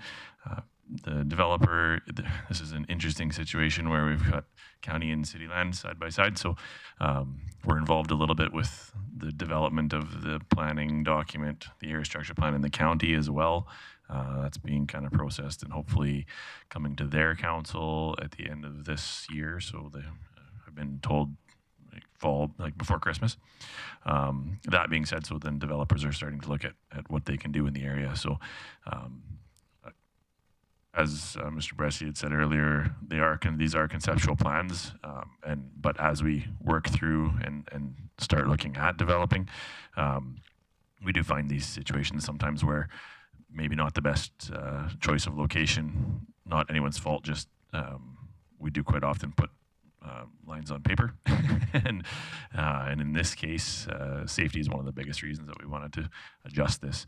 It works a little bit better for there's a lot of subdivided parcels in this area as well, so it does work better that way. But as you go to the site, and as we work into traffic safety and whatnot within this area, this is definitely a better location from that perspective. 116th is a pretty busy road, and this puts the access at the top of the hill versus creating some blind spots on for the access. So aside from that, that's really the gist of the reasons we're moving this. So if you do have any questions, I'd be happy to answer. Perfect. Thank you for coming tonight. I just quickly will say that I was happy to see traffic circles there. So, Councillor Blackmore. I think I'm a little slow tonight, but you're moving the county chose to put the road where they put it because it has better sight lines rather than on the road allowance itself. Is that what you're saying? Yeah, there actually isn't a road allowance. So I don't know if we can put the plan back up there or not. It was on the quarter line originally. Yeah, so it was on the quarter line. So what usually, quite often we do that at planning stages just because it's an easy location to put them and it gives everybody an access. In this situation, that means there's 4 different owners involved in providing these roads. Sometimes that's good. Sometimes it creates problems where we need a bunch of people signing off on accesses and whatnot. So if one of them wants to develop, they need 3 other adjacent landowners to give up land. So that's one of the issues here. But primarily, this is a safety thing as far as the developer and the county side is concerned. So now that being said, we did look at rejigging the rest of the plan in order to make that work.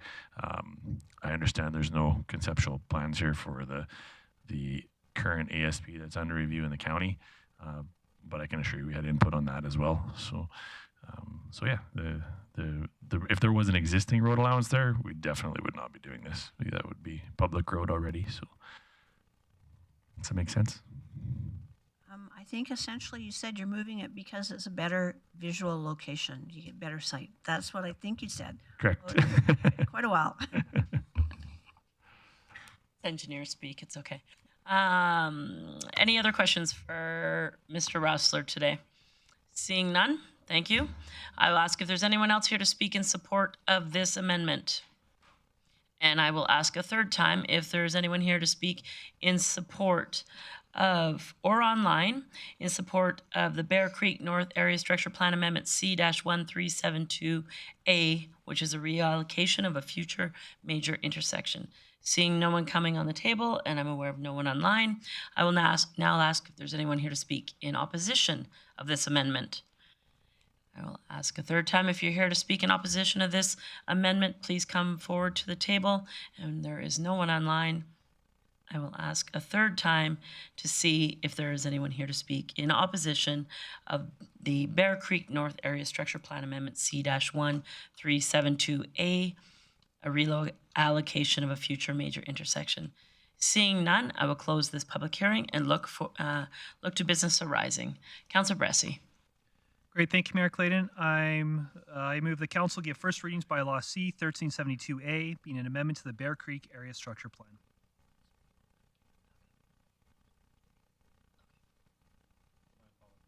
My apologies. So that motion is in order for council to give first reading to bylaw C-1372, being an amendment to the Bear Creek Area Structure Plan. There's no discussion or debate on first reading, so I'll call the question. Please vote. And that carries unanimously. Councillor Bressie. I'd move the council give second readings by law C-1372A. And just to speak to this, area structure plans are conceptual in nature. I think that we should expect that as detailed work gets done, that we're making little tweaks like this. And this seems like a sensible thing to me. Let's put those intersections where we can see them the best if we can do that. Perfect. That motion is in order. An opportunity for discussion or debate on second reading of bylaw C-1372A. Seeing no one in the queue, I'll call the question.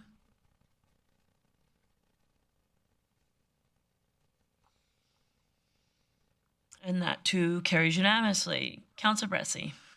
Thank you, Mayor Clayton. I would move the council have third reading of bylaw C-1372A at this meeting. This is a motion in order for us to be able to have third reading here tonight. It must pass unanimously. I see no one in the queue, so I'll call the question.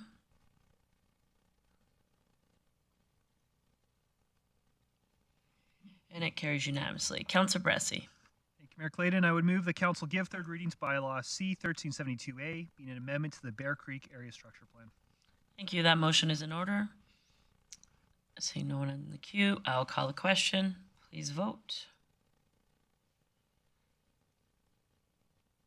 And that carries unanimously. Thank you for that. Moving on to correspondence. So I did have a letter from somebody that I wanted to read to council. It's very interesting and exciting news. Mayor Clayton and Council of the City of Grande Prairie, please accept this gift. They gave us a little jar of honey from our urban beehive as gratitude and appreciation for the dedication and work you do to promote a healthy and sustainable community for the residents of Grande Prairie. In 2021, having learned about the city's Bee City resolution and the urban beehive program offered by the city, we embarked on a journey to become urban beekeepers. A year later, we've been rewarded with an abundance of sweet honey right in the heart of the city. The ability to produce such would not be possible without the continued efforts and work of City of Grande Prairie, yourselves and your colleagues, to ensure that we have a beautiful, sustainable community to live in and be proud of. Warmest regards, Grande Prairie residents. So yeah, there you go. We did some work to make us in alignment with our bee city, and now there's honey from the bees. I have a taste. It's in the council chambers. You can have a taste in your tea next time you have some. All right, moving on to business from delegations. Just a reminder, those who are watching online, the 3 p.m. session of City Council, you're more than welcome to come and speak to council at any time. As with all delegations, you get approximately about 5 minutes to speak to council about anything you wish to speak to. At the 6 p.m. portion of our delegation, in our 6 p.m. meeting, you do have to let us know ahead of time that you would wish to speak here. The form is very easy to fill out, as a couple of people that were here today filled it out to let us know they were coming ahead of time. So just a reminder, if you'd like to speak to council, of course, the 3 p.m. session is an open public session, and the 6 p.m. portion, because we don't always have a 6 p.m. portion, we need you to let us know ahead of time if you're coming. Tonight we had 3 delegates that let us know ahead of time they were coming. Now is our opportunity for any business that may be arising or council to ask questions of administration regarding topics that were brought forward from residents. First delegation this evening was Ms. Beth Anderson, who spoke to us about foxtails and potential of noxious weeds in bare land, etc., adjacent to her property. So I will look to council for questions. Councillor Bressie. Thank you. I'm just going to declare my conflict again and leave while you talk about this. Thank you. We'll wait for Councillor Bressie to leave the chambers. And then I will go to Councillor Thiessen. Well, thank you very much, Mayor Clayton. I think this is that time where I can ask administration a question that I had earlier in regards to foxtail. So typically it's not on our noxious weeds, as we know, on the list, but if we were to get rid of foxtail, how would we do it, and what issues might we have with eliminating this from some of our fields? So does enforcement like to take that, or Parks? Director Glavin. Thank you, Mayor Clayton. Perhaps I'll start and Chris can interject where necessary. So foxtail is essentially barley, so it's a grass, so it doesn't respond to broadleaf control that you would use to control dandelions, for example, which makes it more challenging, as you generally need a glyphosate, essentially, so Roundup, that's indiscriminate. It will kill everything. So it makes it more challenging to control the weed. Aside from frequent cutting, you could cut it more frequently to prevent it from going to seed, essentially what you're seeing with them right now. But I think it would likely, to have a fulsome discussion on this, would be more practical to have our parks people present on it. Thank you. Councillor Thiessen, you're good? Yeah, unless there's no other questions for administration. I have a few other people in the queue. Yep. Councillor Blackmore.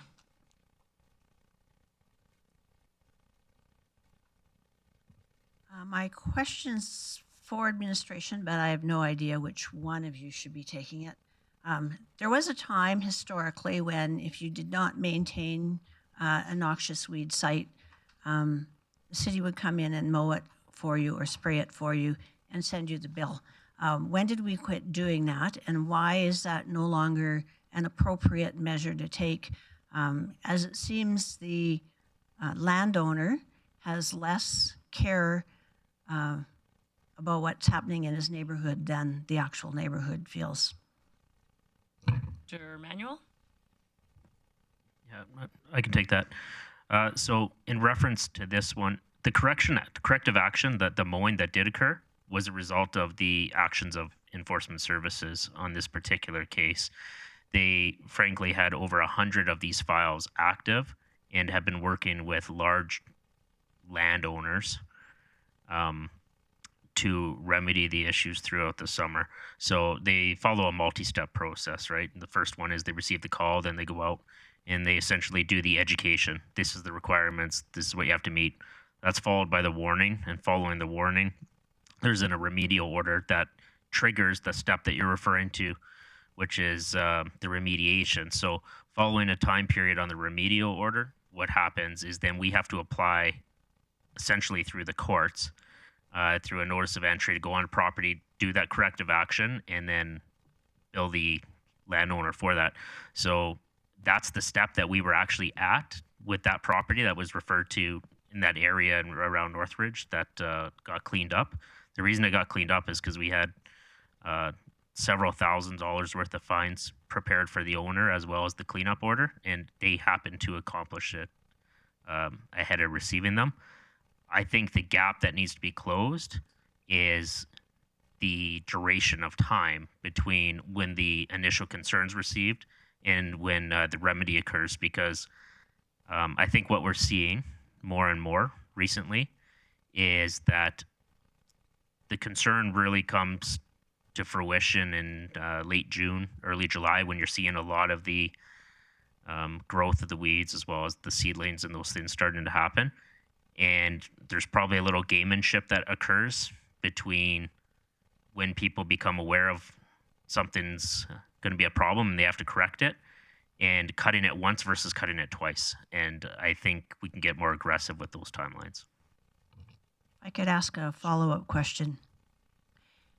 So it's likely, not certain, but likely that the situation will continue to exacerbate next year.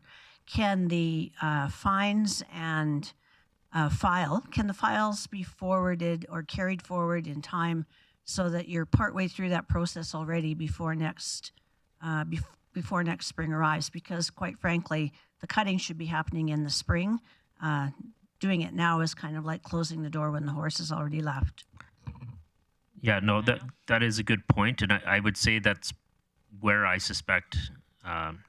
that is the direction that we plan to go, is to get involved earlier in the cycle.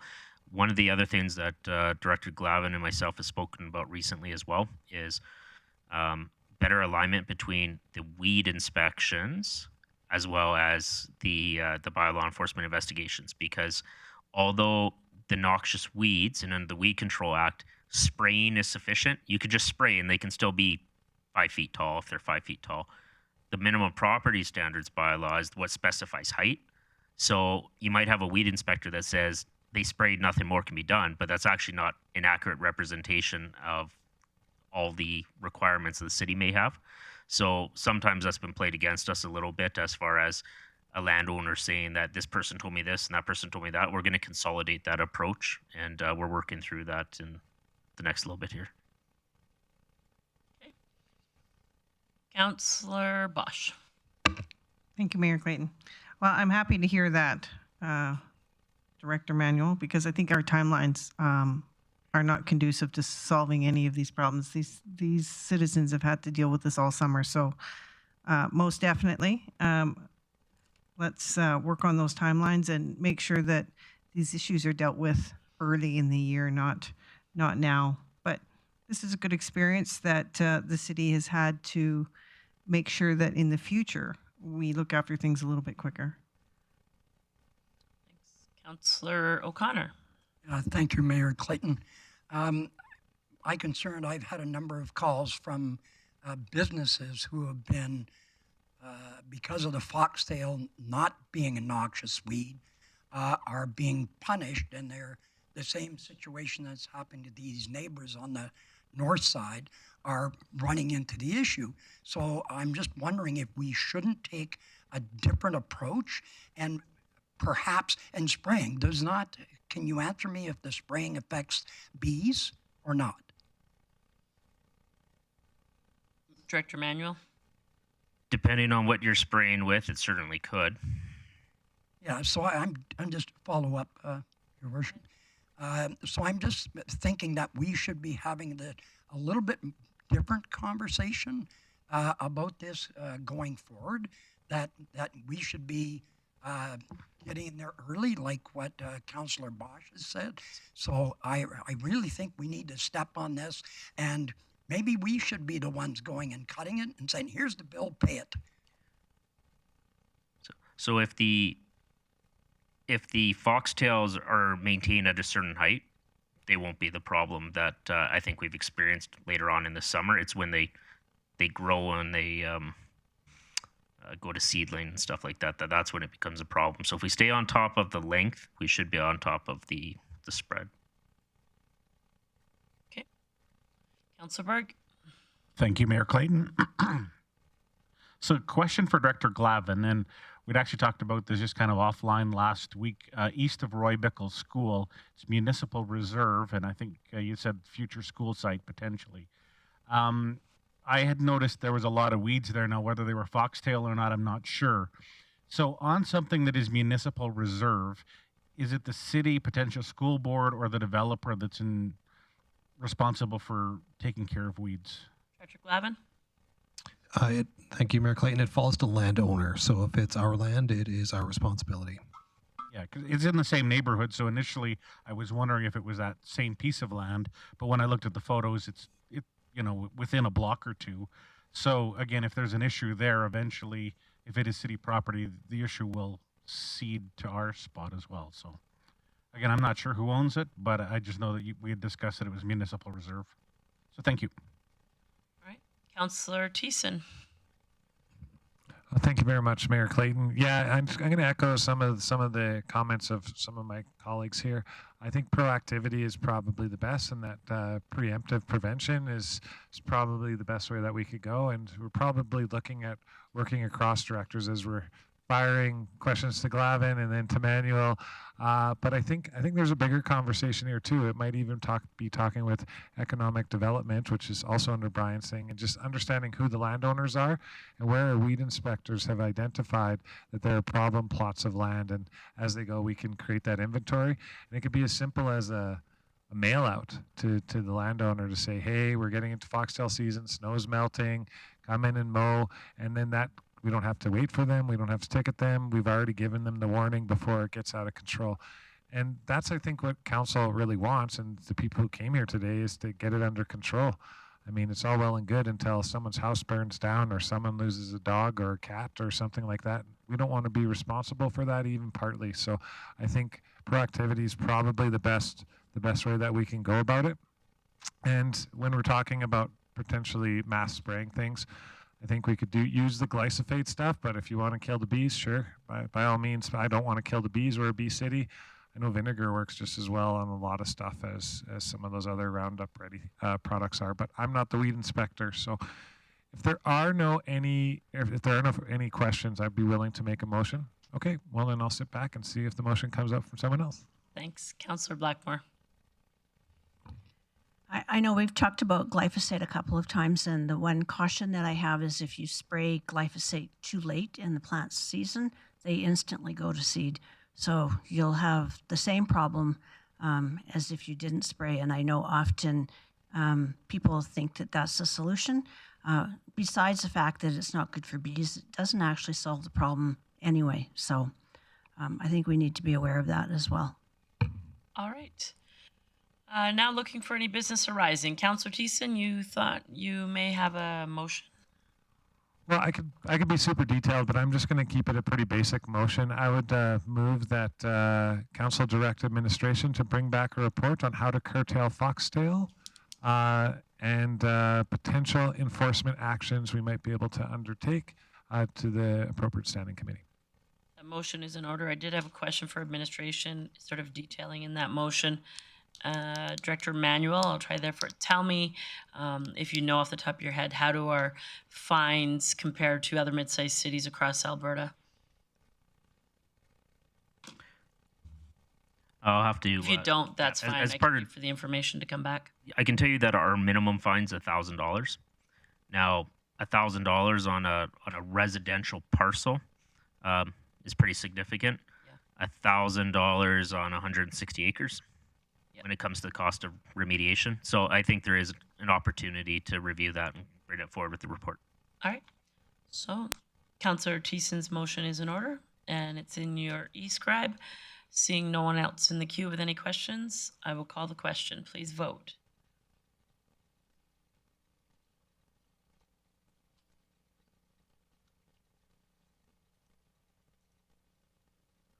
And that carries unanimously. We will wait for a moment for Councillor Bressie to come back in. Maybe he fell asleep. Councillor O'Connor? I was wondering if I could make a different motion in regards to making delegation? Making the foxtail and declaring it a noxious weed. That is a separate motion. So Councillor O'Connor would like to make a motion to direct administration to bring back details in regards to making foxtail a noxious weed. Councillor or Director Glavin. A resident. Thank you, Mayor Glavin. Mayor Clayton. Yeah, perfect. My farming days are long behind me, but yeah, we could certainly bring back information on that. There's a number of unintended consequences that making it a noxious weed would have on landowners, but we could certainly either bring that back as a separate report or as part of the report that Councillor Thiessen proposed. And CEO Nicolay. Thank you, Your Worship. I was just going to point out that the way the motion is worded, that will be incorporated into the report that comes back. So how to deal with or how to curtail foxtail will include a treatise on whether or not that would be effective. Thank you. All right. Councillor O'Connor's good. So moving on. Councillor Bressie. Moving on to our second delegation of the evening portion. We had Miss Melissa Badine here. And I'm looking for business arising from her presentation.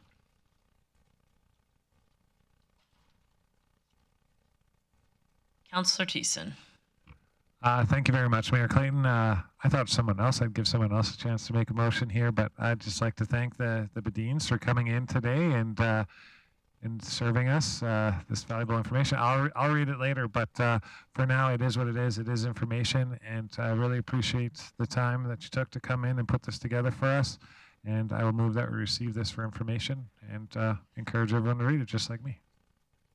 Thanks. That motion is in order. So I will call the question to receive this presentation for information. Please vote. That carried unanimously. Next, we had Mr. Dallas Badine, and thank him for coming as well. Councillor O'Toole. Yeah, I'd move that make a motion to accept this for information as well. All right, that motion is in order to accept his presentation as information. I will call the question. Please vote. And this is carried unanimously. Council member reports. I will start with Councillor Thiessen. Why does we always start with me? I don't know, but that's okay. Yeah, I thought I didn't have a busy couple weeks, but then I looked at my schedule. I was like, holy geez, it just seemed maybe it was like a month long. That's why. But just a couple updates on just my external committees right now. Grand Spirit Foundation, we had our meeting on Friday, August 26th. We had, of course, lots to discuss there around housing for seniors and family.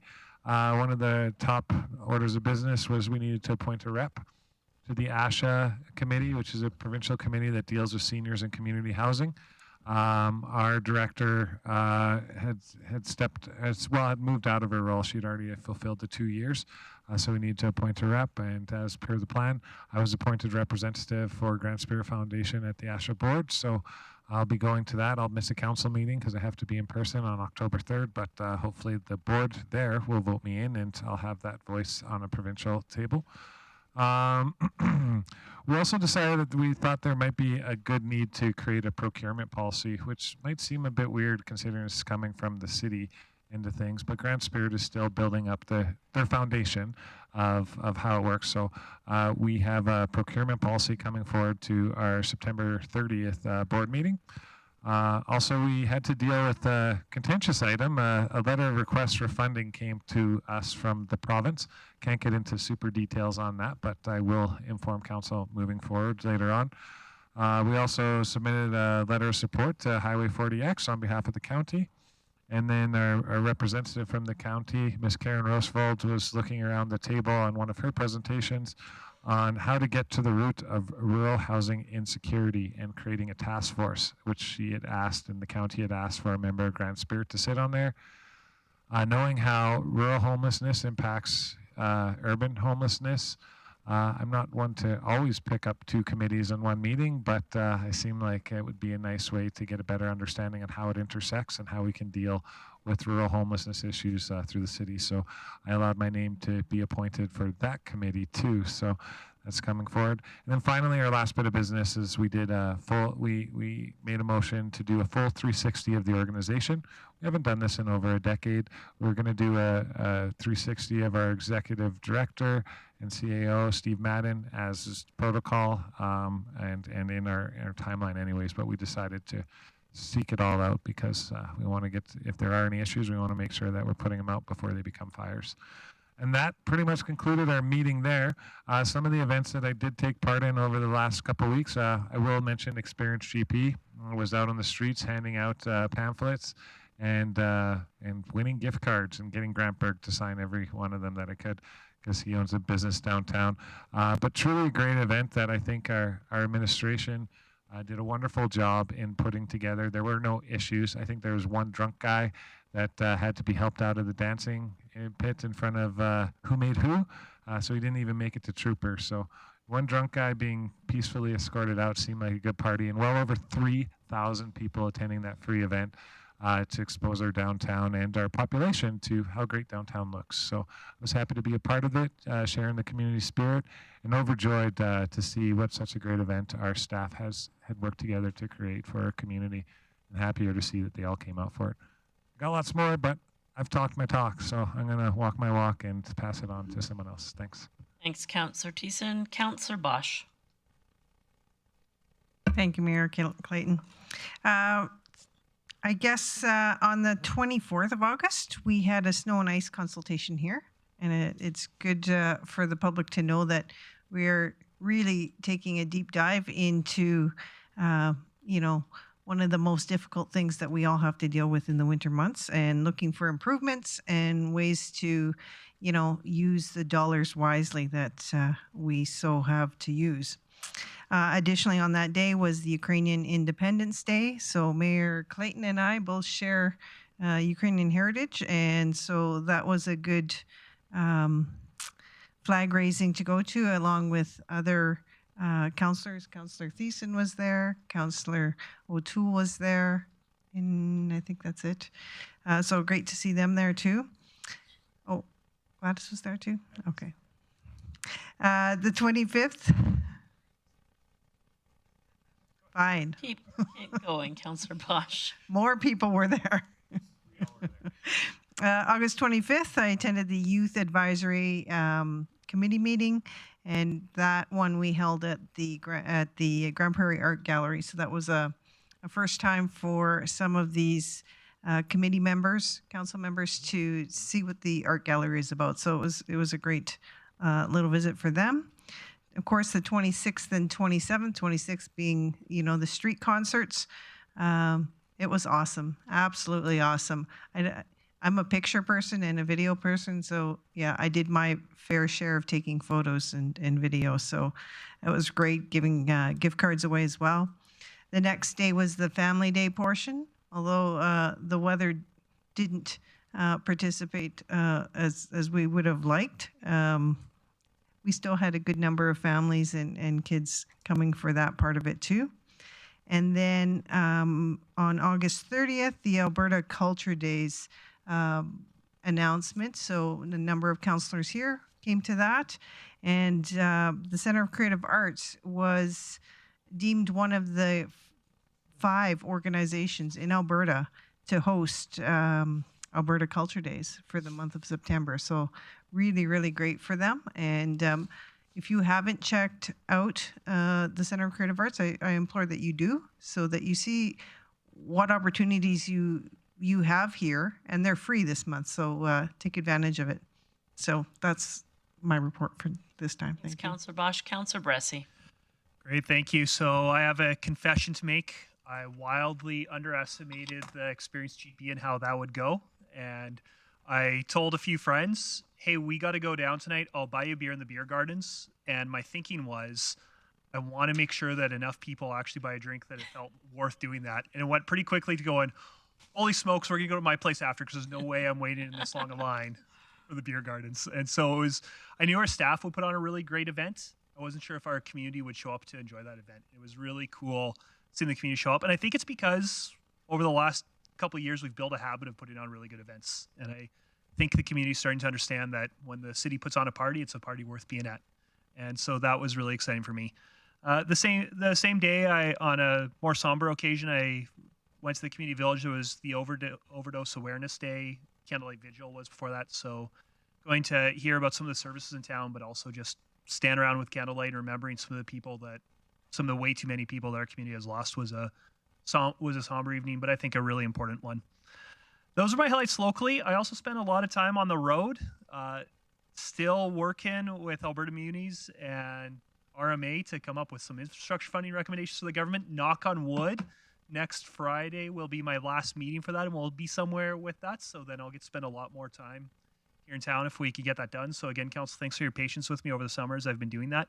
The real highlight for me, though, was an Alberta municipalities opportunity to visit some of our member municipalities. I got to go to Drumheller and Lloydminster and Cold Lake, and all those communities are great, but I especially enjoyed my visit in Cold Lake. I'd never been there before, and I can't wait to go there with my kids. Holy smokes, you don't feel like you're in Alberta when you're there. It's just so beautiful, but really appreciated. I didn't just get a couple hours with their council. Mayor Copeland, the night I arrived, also gave me a long personal tour of Cold Lake, and really cool community for Grande Prairie to learn about. It's a smaller city than us, northern, and they're unabashedly ashamed of saying, hey, we've got a lot of young kids in this community and we're going to invest in those kids. It's got the most beautiful football field I've ever seen. And I don't just mean because the turf itself is good, but nice bricks making the grandstands, a beautiful backdrop of trees and forest. You feel like you're on a movie set when you walk onto their sports field, which is really cool. Really cool bike skills park, really cool motocross park, really interesting event center. The thing I absolutely loved the most, though, was they spent a long time talking to me about why they made transit completely free in their community and how big a win their business community has considered free transit. And so they had some of the heartstrings stories about families that had lived in Cold Lake for years and never been to the beach before. But they also had some economic stories about businesses that had troubles with employees and now are having a much easier time getting employees. And so definitely that free transit or transit rates is something that I was thinking I might bring up at our council eventually anyways. So now I'm glad I've got another northern city to point to about where that's worked.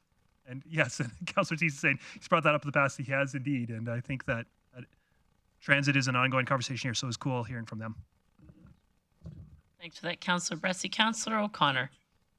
Thank you, Mayor Clayton. Did a lot of the events that have been mentioned so far, and appreciate that. We met with the Chamber of Commerce, and that was a very good sharing between both the Chamber and Council. Snow and ice workshop. We did a budget workshop, standing committees. I really liked the Alberta Culture Days. That was they're doing a lot of things, and I'm like you, Councillor Bosch. It was very moving to see how they're doing a play written from all different letters. That was very cool. And then highlight, we did a tour with the Blossoming Garden of Hope, and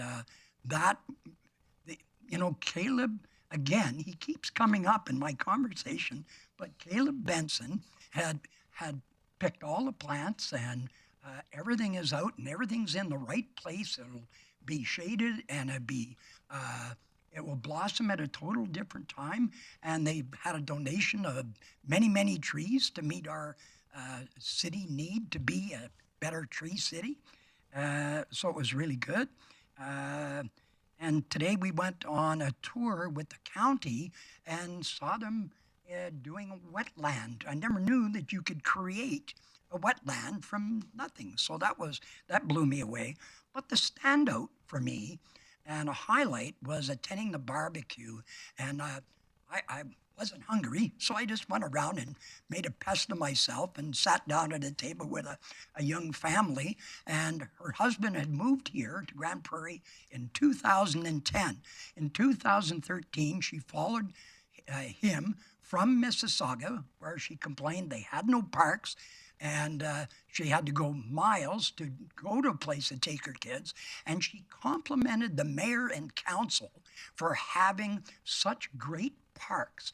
So we should hold our heads up high to be able to have somebody say, your mayor, this council is awesome for taking care of us in the community. So kudos. Thank you.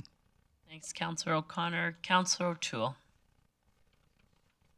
Thank you very much. I've attended a lot of things that were brought up already today, but I will let you know that I've been on this accessibility provincial discussion consultation, and I'll have a full report next council meeting, as there was a draft proposal, and I'm reviewing it, putting my remarks in, and then there will take those remarks and finish off the draft. So Alberta is one of the few provinces, territories in Canada that doesn't have something in legislation.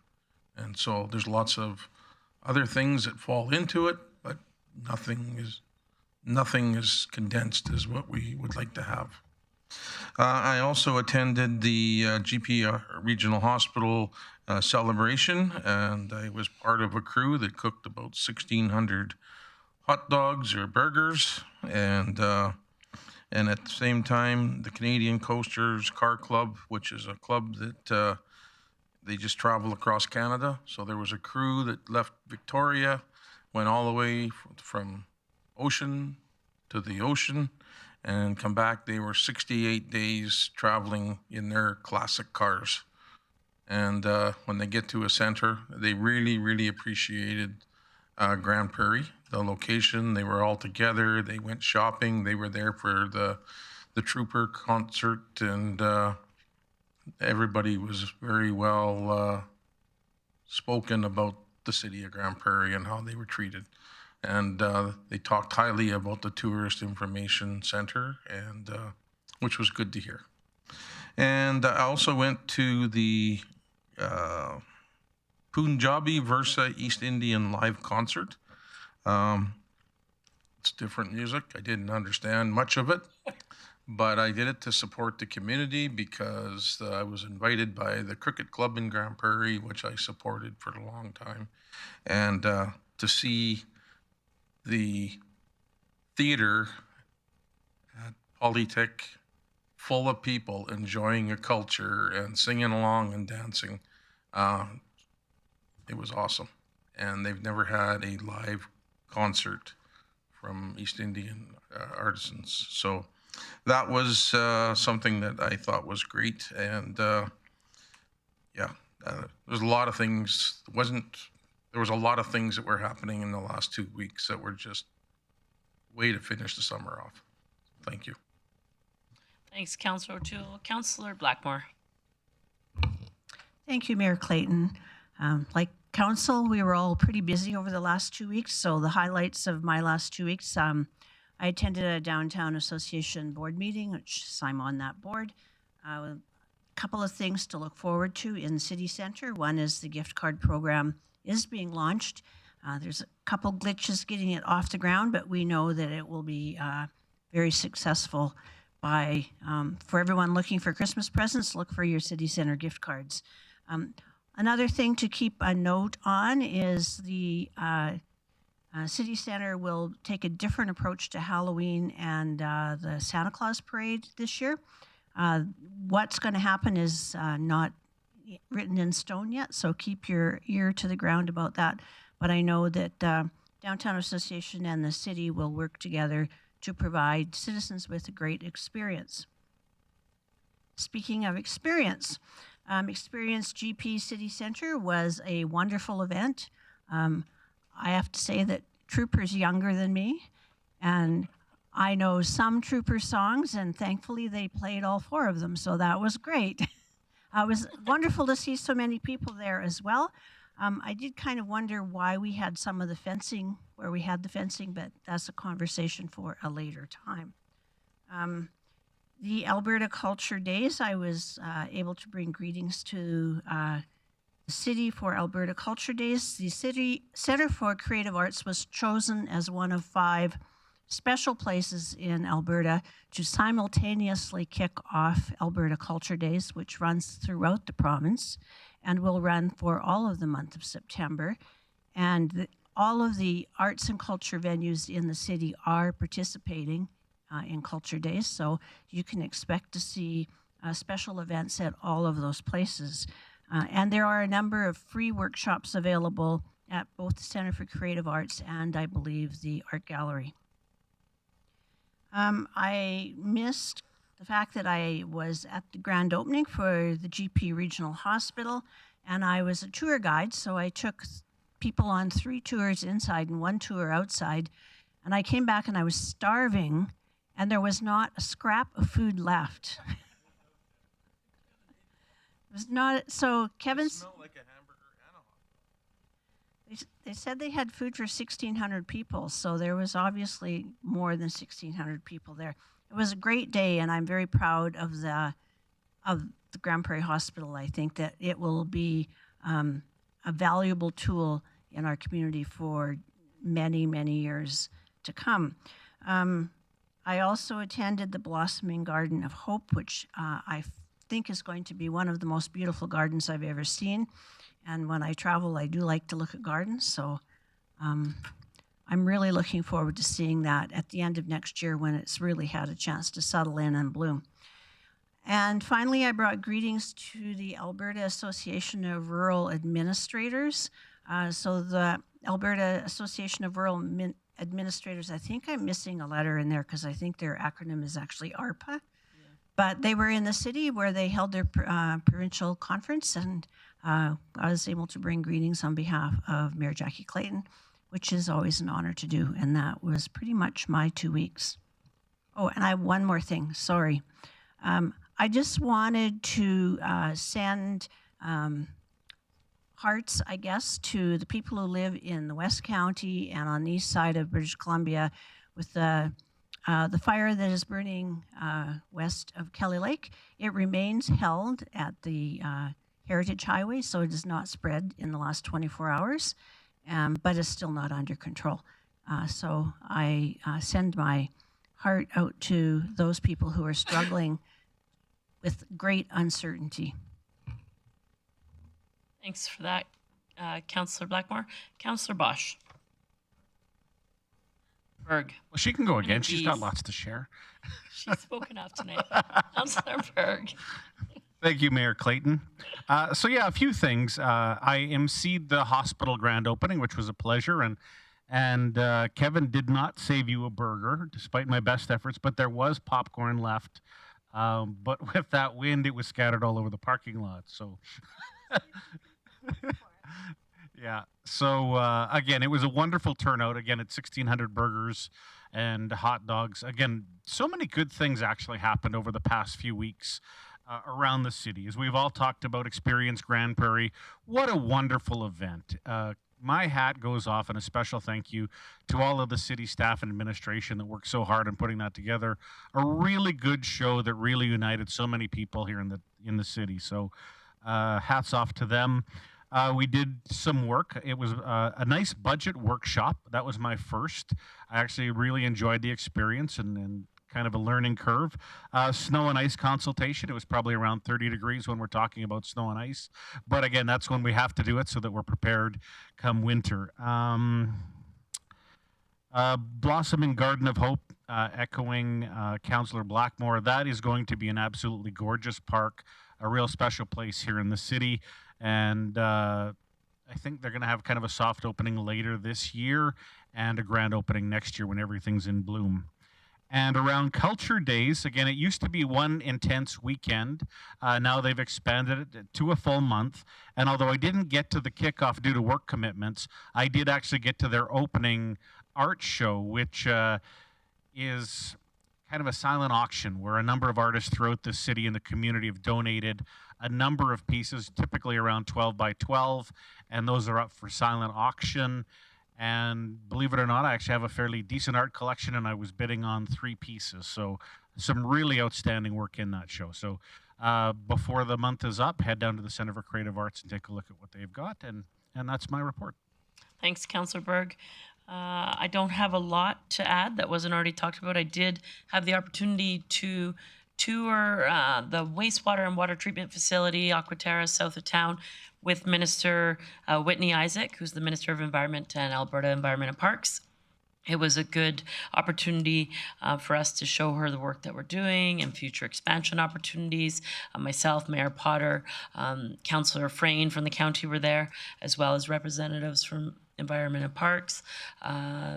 Mr. Tarrant was there as well. It was a good conversation and a good opportunity. I hadn't been out there in a while, so it was nice to see what they've been doing. And with that, we will arrange for council to have a tour, because I know it's been a while and some of you haven't been out there. So that will be on in your calendars coming up. As many people mentioned, I had the privilege of bringing greetings at Experience Grande Prairie, but kudos to the many, many departments that made this event come to life. The first time you throw an event, there's lots of learning, but at first glance from the outside, I don't think the public saw that we were putting it together for the first time. So I think, we will take away some learning pieces from it, and it'll continue to get better. But I think for the first year of it, it was a great event. I attended the Friends of Rotary event as well as golfed in the builders and developers tournament last week. I also had a meeting with CAO Nicolay with the CEO of Mustard Seed, where they talked about the opportunities that Mustard Seed as an organization provides across BC and Alberta. We talked about some of their wins and their discussion on eliminating homelessness and reducing poverty. And so it was a good discussion. And with that, I just wanted to say thank you to I think the rest of you know what I've been up to. It's been pretty busy, but I just wanted to thank Councillor Blackmore for filling in on me on a few events as I was at other occasions, and I'm traveling a little bit in the next few weeks. So I think Councillor Berg is up next for Deputy Mayor.